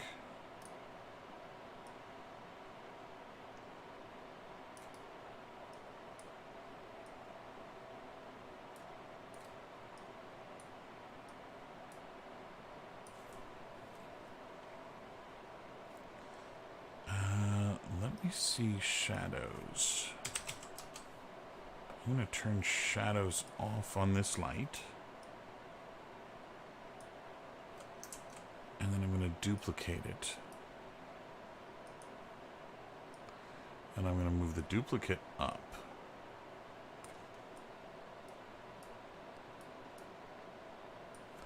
Like that. And the duplicate can have shadows. Ghosts and jump scares in the menu, eh? So there, these things are working a little bit better. I think the only other thing that I would change is the size of the inner light. So this one's attenuation doesn't need to be that big. It just needs to be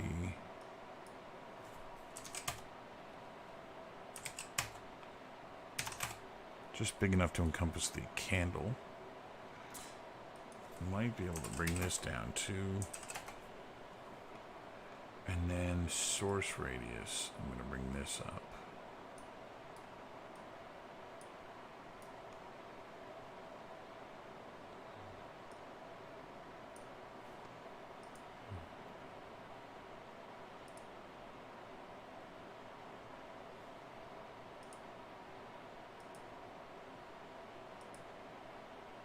Okay. There we go. That's reading a little bit more like a candle.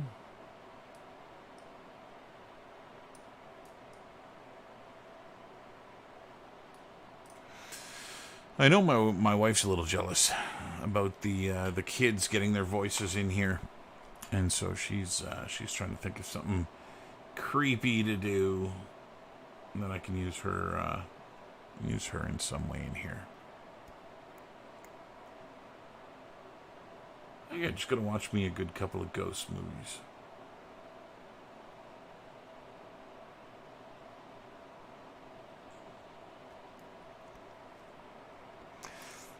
I can also make a super cut of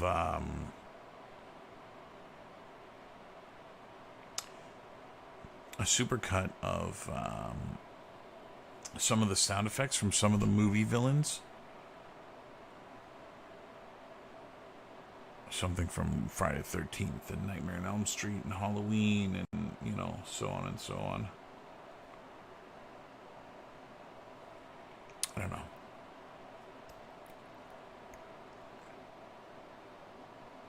I might also just grab some kind of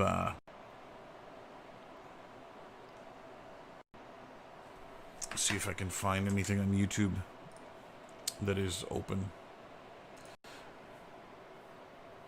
Anyway, I'm going to let the lighting build here on this scene. See what I end up with this version of this. And I think I need to soften the candles a little bit more. That edge that I'm getting in here, which is actually the edge from the candle, is too harsh. Candles don't ever give you that kind of that shadowing. And so I'm going to this is going to be increasing the source radius and softening the source radius. Should blur that edge for me a little bit. And then, yeah, I think I'm going to put candles in a few other places down here. I think there's a couple of other places that could, that's cool. That could really do with a little extra lighting. Why is it so... dark back here now.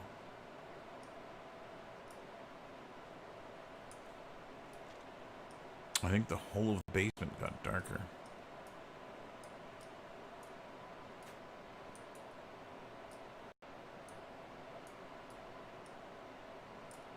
Huh. That heart is gone. I don't know what the hell just happened. In my wandering around, it seems to have gone. See, I'm wondering if this is also calling too much attention to the this one totem.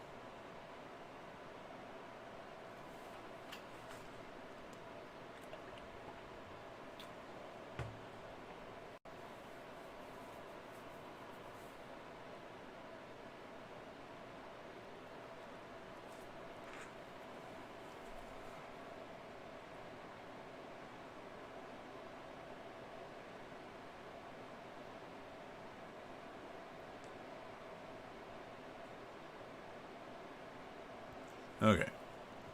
Light building complete. Propagate the shadows. And yeah, I lost the SSS in my candles again.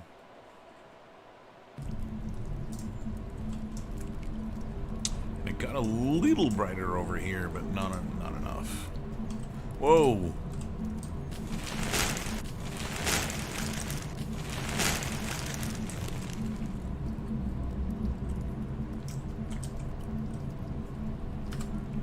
That looks cool. And again, like those, just a couple of candles was enough to light this area. Oh, I'm gonna have to fix the collision. I don't want that to happen. Just want to go see if they pop. Nope, they're good.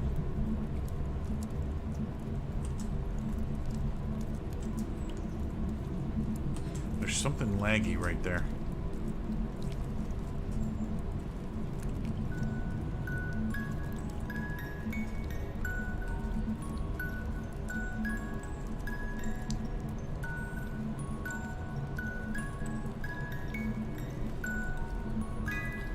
Popping.